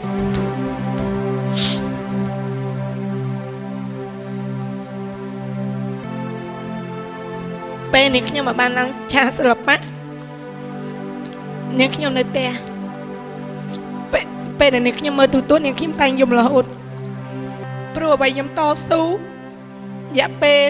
10ឆ្នាំពួកខ្ញុំស្រឡាញ់អ្វីចុងក្រោយគឺខ្ញុំបាត់បង់ចឹងមកថានេះជាមេរៀនរបស់នាងខ្ញុំតែនេះខ្ញុំអាចបំភ្លេចបានខ្ញុំសោកស្ដាយបំផុត មិនមែនទង្វើដែលនាងខ្ញុំចង់ធ្វើទេគឺជាចេតនារបស់នាងខ្ញុំទោះបីរយៈពេលដែល3ឆ្នាំនាងខ្ញុំបាត់បង់ក៏ដោយខ្ញុំចាប់ផ្ដើមវិញគឺនាងខ្ញុំនៅតែតស៊ូនៅតែស្រឡាញ់ខ្ញុំនៅខំប្រឹងសាជាថ្មីអញ្ចឹងនាងខ្ញុំអត់តូចចិត្តទេតែគ្រាន់តែនាងខ្ញុំចង់ចាំមកជីវិតរបស់នាងខ្ញុំនៅក្នុងគូក្បាលគឺជាចេតនារបស់នាងខ្ញុំតែប៉ុណ្ណោះចា៎ចុះចំពោះបងសិនវិញអ្វីដែលធ្វើឲ្យបង សោកស្ដាយបំផុតនៅក្នុងឆាកជីវិត គឺមាន2ដែលខ្ញុំសោកស្ដាយទី1គឺការដែលខ្ញុំដើរចាក់ចេញពីវិស័យសម្ដែងនៅពេលដែលខ្ញុំកំពុងតែទទួលជោគជ័យខ្លាំងបំផុតពីនៃសំណាក់សាច់រឿងចៅពស់កេងកងបាទហើយហេតុអីមកខ្ញុំដើរចេញរយៈកាលហ្នឹងគឺដោយសារតែខ្ញុំនៅក្មេងខ្ញុំទៅតែអាយុ20ជាងហើយខ្ញុំ គេពោពេញដោយភាពពុះកញ្ជ្រោលការចង់ដឹងចង់លឺមានមហិច្ឆតាចង់មានបានខ្លាចក្រលំបាកខ្លាចអត់អញ្ចឹងទៅខ្ញុំក៏បើកផលិតកម្មតែដល់ឡែកការងារនោះគឺជោគជ័យអញ្ចឹងទៅក៏មានបបផ្សោតរហូតដល់បើកហាងរេស្តូរ៉ង់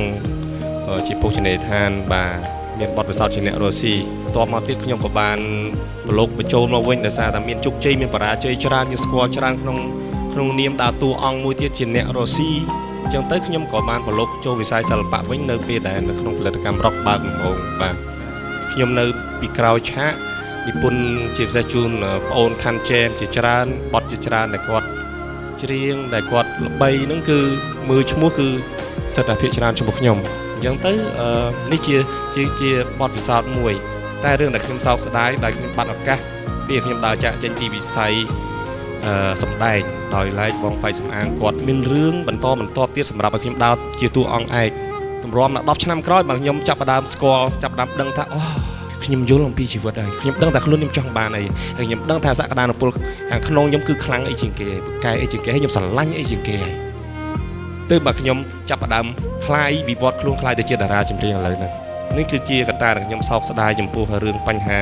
ដែលខ្ញុំបាត់ឱកាសក្នុងការសម្ដែងរឿងទី2ខ្ញុំសូមកាត់ឲ្យខ្លីតិចរឿងទី2ដែលខ្ញុំសោកស្ដាយក្នុងវិស័យសិល្បៈក្នុងរយៈពេលដែលខ្ញុំវិលត្រឡប់ពីប្រទេសកាណាដាចប់ការសិក្សាក្នុងមកនេះវាជាង10ឆ្នាំហើយខ្ញុំប្រឡូកវិស័យសិល្បៈរហូត លំបាកលមិនខ្ញុំប្រឡូកច្រើនណាអ្វីដែលខ្ញុំសោកស្ដាយបំផុតគឺរឿងមួយដែលធំរឿងបញ្ហាកម្មសិទ្ធិបញ្ញាបញ្ហាកម្មសិទ្ធិបញ្ញាបើសិនជាយើងរឹតបន្តឹងយើងធ្វើឲ្យបានច្បាស់លាស់អនុវត្តឲ្យបានសុក្រិតឲ្យបានសច្ចៈអ្នកសិល្បៈទាំងអស់សិល្បករសិល្បករនេះទាំងអស់គឺគាត់ប្រហែលជាអត់ទទួលឥទ្ធិពលលំបាកក្នុងជីវិតភាគច្រើនគឺលំបាកហើយទទួលរងការតេស្តទៀនការច្រើនណាស់តម្រាំដល់វិស័យសិល្បៈមកដល់សប្តាហ៍ថ្ងៃរឿងឬបន្តិចចាបាននិយាយពីបច្ចុប្បន្ននេះវិញចាឥឡូវនេះបងក៏ខ្លាចខ្លួនទៅជាតារាចម្រៀងចាហើយគិតថាបទចម្រៀងដែលបងបានច្រៀងទាំងអស់បានប្រមាណបទដែរបងបានចំនួនប្រហែលជាជិត10បទហើយប៉ុន្តែឥឡូវនេះកំពុងតែថតអាល់ប៊ុមខ្លួនឯងហ្នឹងមួយអាល់ប៊ុមនិងមានអាល់ប៊ុមពិសេសមួយទៀតចាញ់ហើយសំលាក់ទីសិនអញ្ចឹងសុំសួរទៅបងថាចុះបទបើសិនជាយើងនិពន្ធបទភ្លេងណាបទតើបងប្រើរយៈពេលប្រហែលដែរពេលខ្លះមួយថ្ងៃខ្ញុំអាចនិពន្ធបានមួយបទចប់ហ្មងពីដើមមកចប់អាហ្នឹងអារម្មណ៍ល្អអត់មានជាពាក់ណាគេអត់មានជាពាក់តុកទីនេះទេអត់មានជាពាក់គេទេបាទអត់មានខ្វល់ខ្វាយអីណាអីចាចំពោះបងដាឡែនពេកចាសរុបជាសាច់រឿងដែលបងបានសម្ដែងទាំងអស់បានប្រហែលរឿងដែរបងចាបើសរុបឥឡូវពីដើមដល់ឥឡូវបើសិនជាឥឡូវនេះខ្ញុំទៅថតចប់ដែរបូកមកប្រហែល15រឿងហើយចាបើរឿងថ្មីនេះខ្ញុំទៅថតបាន2រឿងទៀតចាអញ្ចឹងវា15រឿងចាចង់សួរបងបន្ថែមទៀតពាក់ព័ន្ធនឹងជីវិតតខ្លួនចាមកដល់ឥឡូវនេះបងការបានប្រហែលឆ្នាំអីចាគឺការចិត្តបាន1ឆ្នាំហើយបើចូលដល់ខែ1គឺ1ឆ្នាំចាចិត្ត1ឆ្នាំហើយហើយមានដំណឹងល្អនៅបងនៅជាដំបូងបងចង់បានកូនប្រុសឬក៏កូនស្រីនិយាយទៅប្រុសក៏បានស្រីក៏បានដែរឲ្យតែជាកូនព្រោះអីនឹងខ្ញុំស្រឡាញ់ទាំងពីរចំពោះបងសិតវិញចាបងមានបុត្រធីតាហើយនៅបងខ្ញុំហ៎ចាសួរមែនតើសួរលេងសួរមែនតើចង់ខ្ញុំឆ្លើយមែនតើឆ្លើយលេងចង់ឆ្លើយមែនតើការពិតកូន2ហើយការពិតកូន2ហើយចាបាទប្រុសមួយស្រីមួយអូអាយុប៉ុន្មានអស់ហើយបងប្រុស7ឆ្នាំហើយកូនស្រី4ឆ្នាំចំពោះបងអាចបង្ហាញប្រាប់បានទេថាចាបទពិសោធន៍អ្វីដែលធ្វើឲ្យបងបានទទួលជោគជ័យរហូតមកទល់ពេលបច្ចុប្បន្នទោះបីជាបងបានបាត់មុខមករយៈពេល3ឆ្នាំហើយក៏ពិតមែននៅពេលដែលអ្នកខ្ញុំបាត់បង់រយៈពេល3ឆ្នាំអ្នកខ្ញុំនៅតែខំប្រឹងតស៊ូមកទៀតចាអ្នកខ្ញុំត្រូវតែក្រោកឈរឡើងព្រោះតែវិស័យសិល្បៈដែលអ្នកខ្ញុំស្រឡាញ់ខ្ញុំតស៊ូរយៈពេល10ឆ្នាំអញ្ចឹងមានបញ្ហាតិចតួចរឿងហ្នឹងគឺធ្វើឲ្យយើងដកជាប់អញ្ចឹងអ្នកខ្ញុំត្រូវតែតស៊ូទៀតចាត្រូវតែក្រោកឈរឡើងធ្វើឲ្យអ្នកខ្ញុំហ្នឹងសំខាន់បំផុតគឺទឹកចិត្តរបស់អ្នកខ្ញុំស្រឡាញ់សិល្បៈដែលធ្វើឲ្យអ្នកខ្ញុំហ្នឹងបានក្រោកឈរម្ដងទៀតចាតាមពិតទៅបងសិតកម្រនឹងមានឱកាសបានជួបជាមួយបងអញ្ចឹងចង់ដឹងបន្តទៀតមួយឯងចាចង់ដឹងថាបទចម្រៀងមួយដែលពីរោះតើសំខាន់ទៅលើអីដែរបងខ្ញុំខ្លួនឯងថាព្រោះតែអ្នកដតីស្ដាប់មកងាប់ព្រោះតែយើងអញ្ចឹងបានខ្ញុំនិយាយថាកុំខ្វល់អ្នកដតីគឺខ្វល់ខ្លួនឯងឲ្យយើងសប្បាយចិត្តចាបាទនិយាយទៅវាផ្ដើមពីសម្រាប់បទពិសោធន៍ខ្ញុំគឺវាផ្ដើមពីរូបអារម្មណ៍មនោសញ្ចេតនាព្រលឹងវិញ្ញាណយើងដាក់ចូលទាំងអស់ដូចជាការសម្ដែងនៅជាតួអង្គនៅក្នុងសាច់រឿងដូចជាការដឹកនាំសម្ដែងដូចគ្នាដែរវាជាជីវិត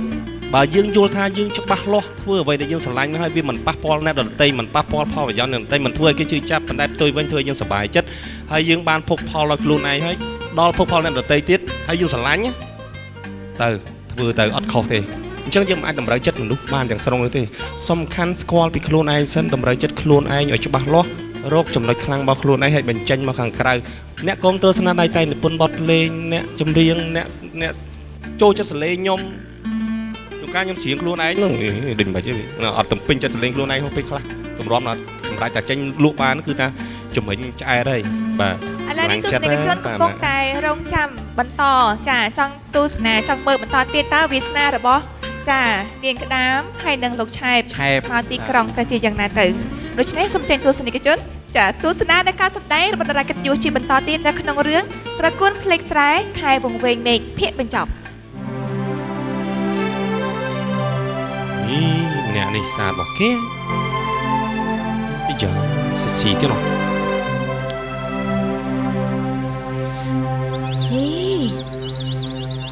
សង្ហាជាងតារាចម្រៀងទៀតជាងតារាចម្រៀងសួងពិសិដ្ឋទៅទៀត អីយ៉ា profile គេអីណាសិតអីគេអូកណីយិកា model ទៀតណោះអូណានេះ អើយជាអ្នកគ្រប់គ្រងផលិតកម្មវិធីទូទួលតើអាចជួយខ្ញុំល្បីឈ្មោះឲ្យមើលទៅអូយខ្ញុំនៅចូលចិត្តអ្នកនឹងខ្លាំងដល់នេះមើលទៅខ្ញុំក៏ចូលចិត្តអ្នកដែរ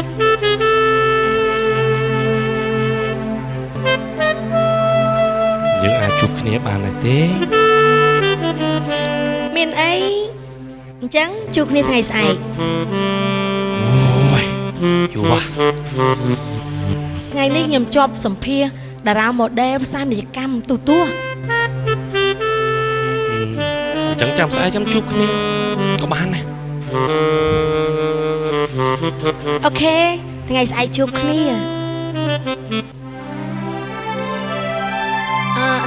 សំទោសលោកគឺជាអ្នកផលិតកម្មវិធីទូទួលមែនបាទខ្ញុំនឹង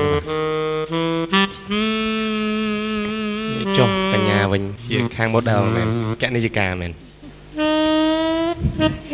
ចាគឺខ្ញុំហ្នឹងហើយលោកសង្ហាអរគុណ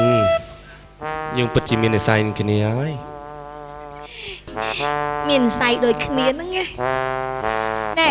សង្ហាហើយទៅណាមកណាខំហល់ឡើងចង់ឈួតដែរនេះមកទៅនេះចោះកុំតន់អាចនិយាយខ្ញុំកំពុងតែរវល់ជាមួយនឹង client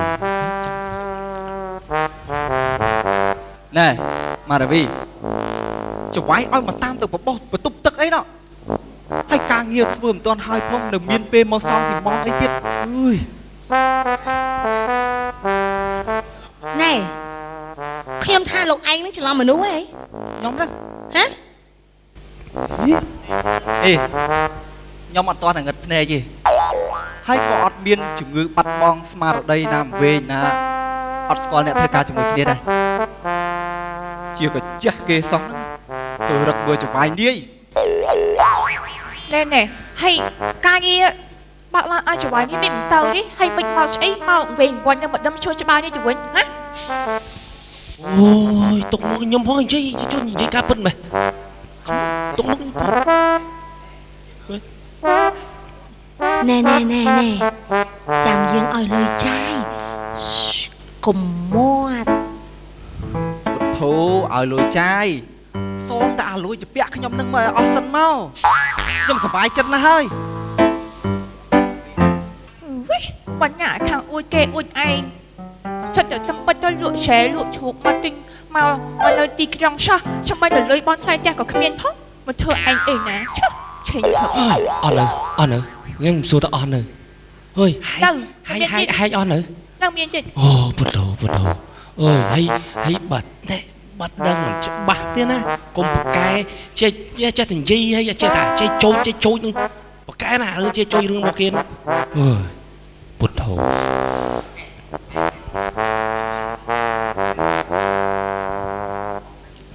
ពួកអស់ហ្នឹងសើពួកស៊ីត្រាវណែស៊ីត្រាវមែនតែក៏ចង់ឲ្យមិត្តភក្តិល្អដែរកុំឃើញដំរីជុះតាមដំរីពេកយ៉ាក់ខ្សែជីវ៉ាទៅ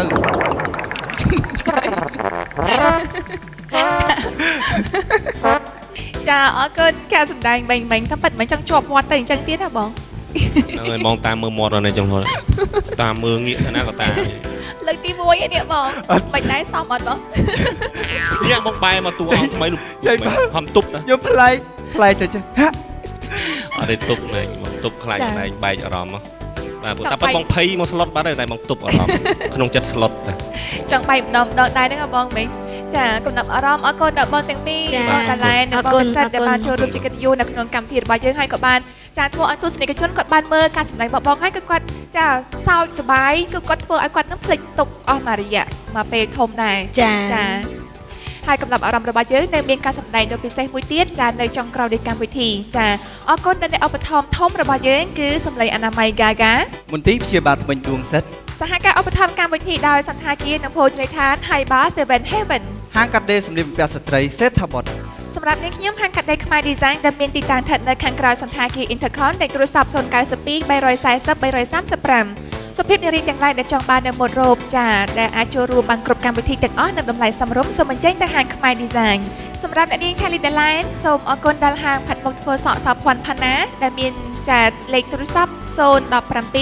74 73 76 បាទខ្ញុំបាទក៏សូមអរគុណដល់ហាងលក់សម្លៀកពាក់ Mr. Man ដែលបានឧបត្ថម្ភជាសម្លៀកបំពាក់យ៉ាងស្រស់ស្អាតដល់រូបខ្ញុំបាទមិត្តយុវវ័យត្រូវការសម្លៀកពាក់ស្រស់ស្អាត Complex Mr. Man ដែលមានទីតាំង2សាខាដែលសាខាទី1កាយនឹង Stop DN ហើយសាខាទី2នៅតាមបណ្ដោយផ្លូវគិរីរម្យឬក៏អាចទំនាក់ទំនងបានតាមរយៈលេខទូរស័ព្ទ070 72និងការ៉េ5 សូមអញ្ជើញទស្សនាការសម្ដែងដ៏ពិសេសនៅក្នុងកម្មវិធីកំដប់អារម្មណ៍នៅវគ្គជាបន្តទៅទៀតនេះសម្រាប់ពិធីករនីទាំងពីរនាក់សូមអរគុណសូមជម្រាបលា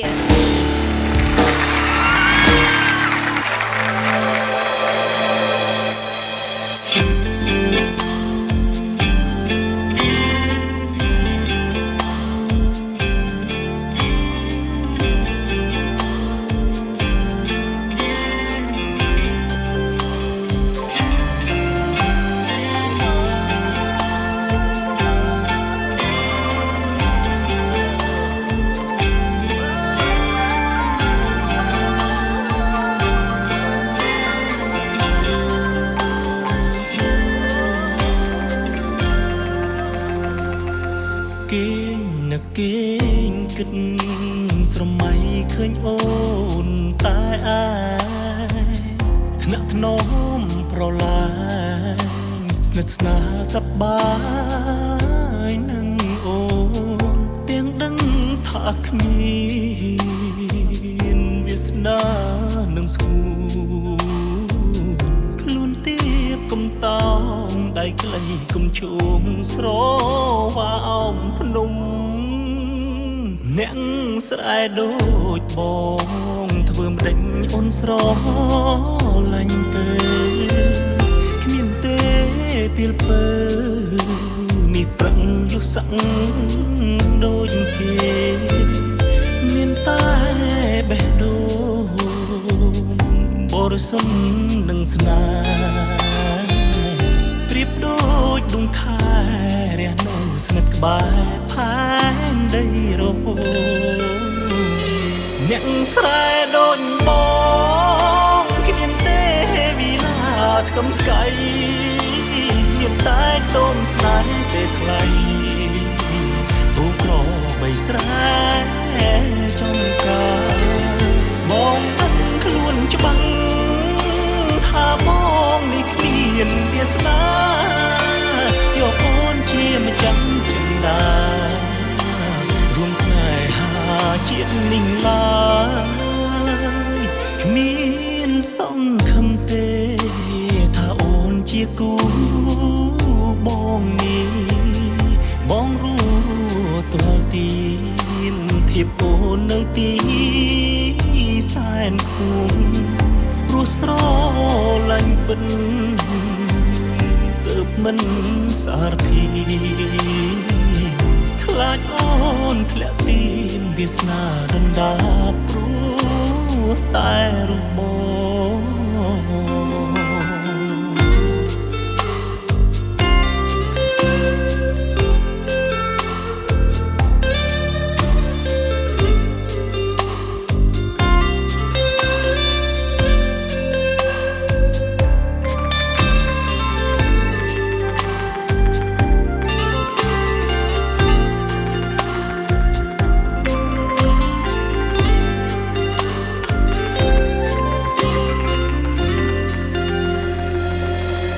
ស្រែដូចប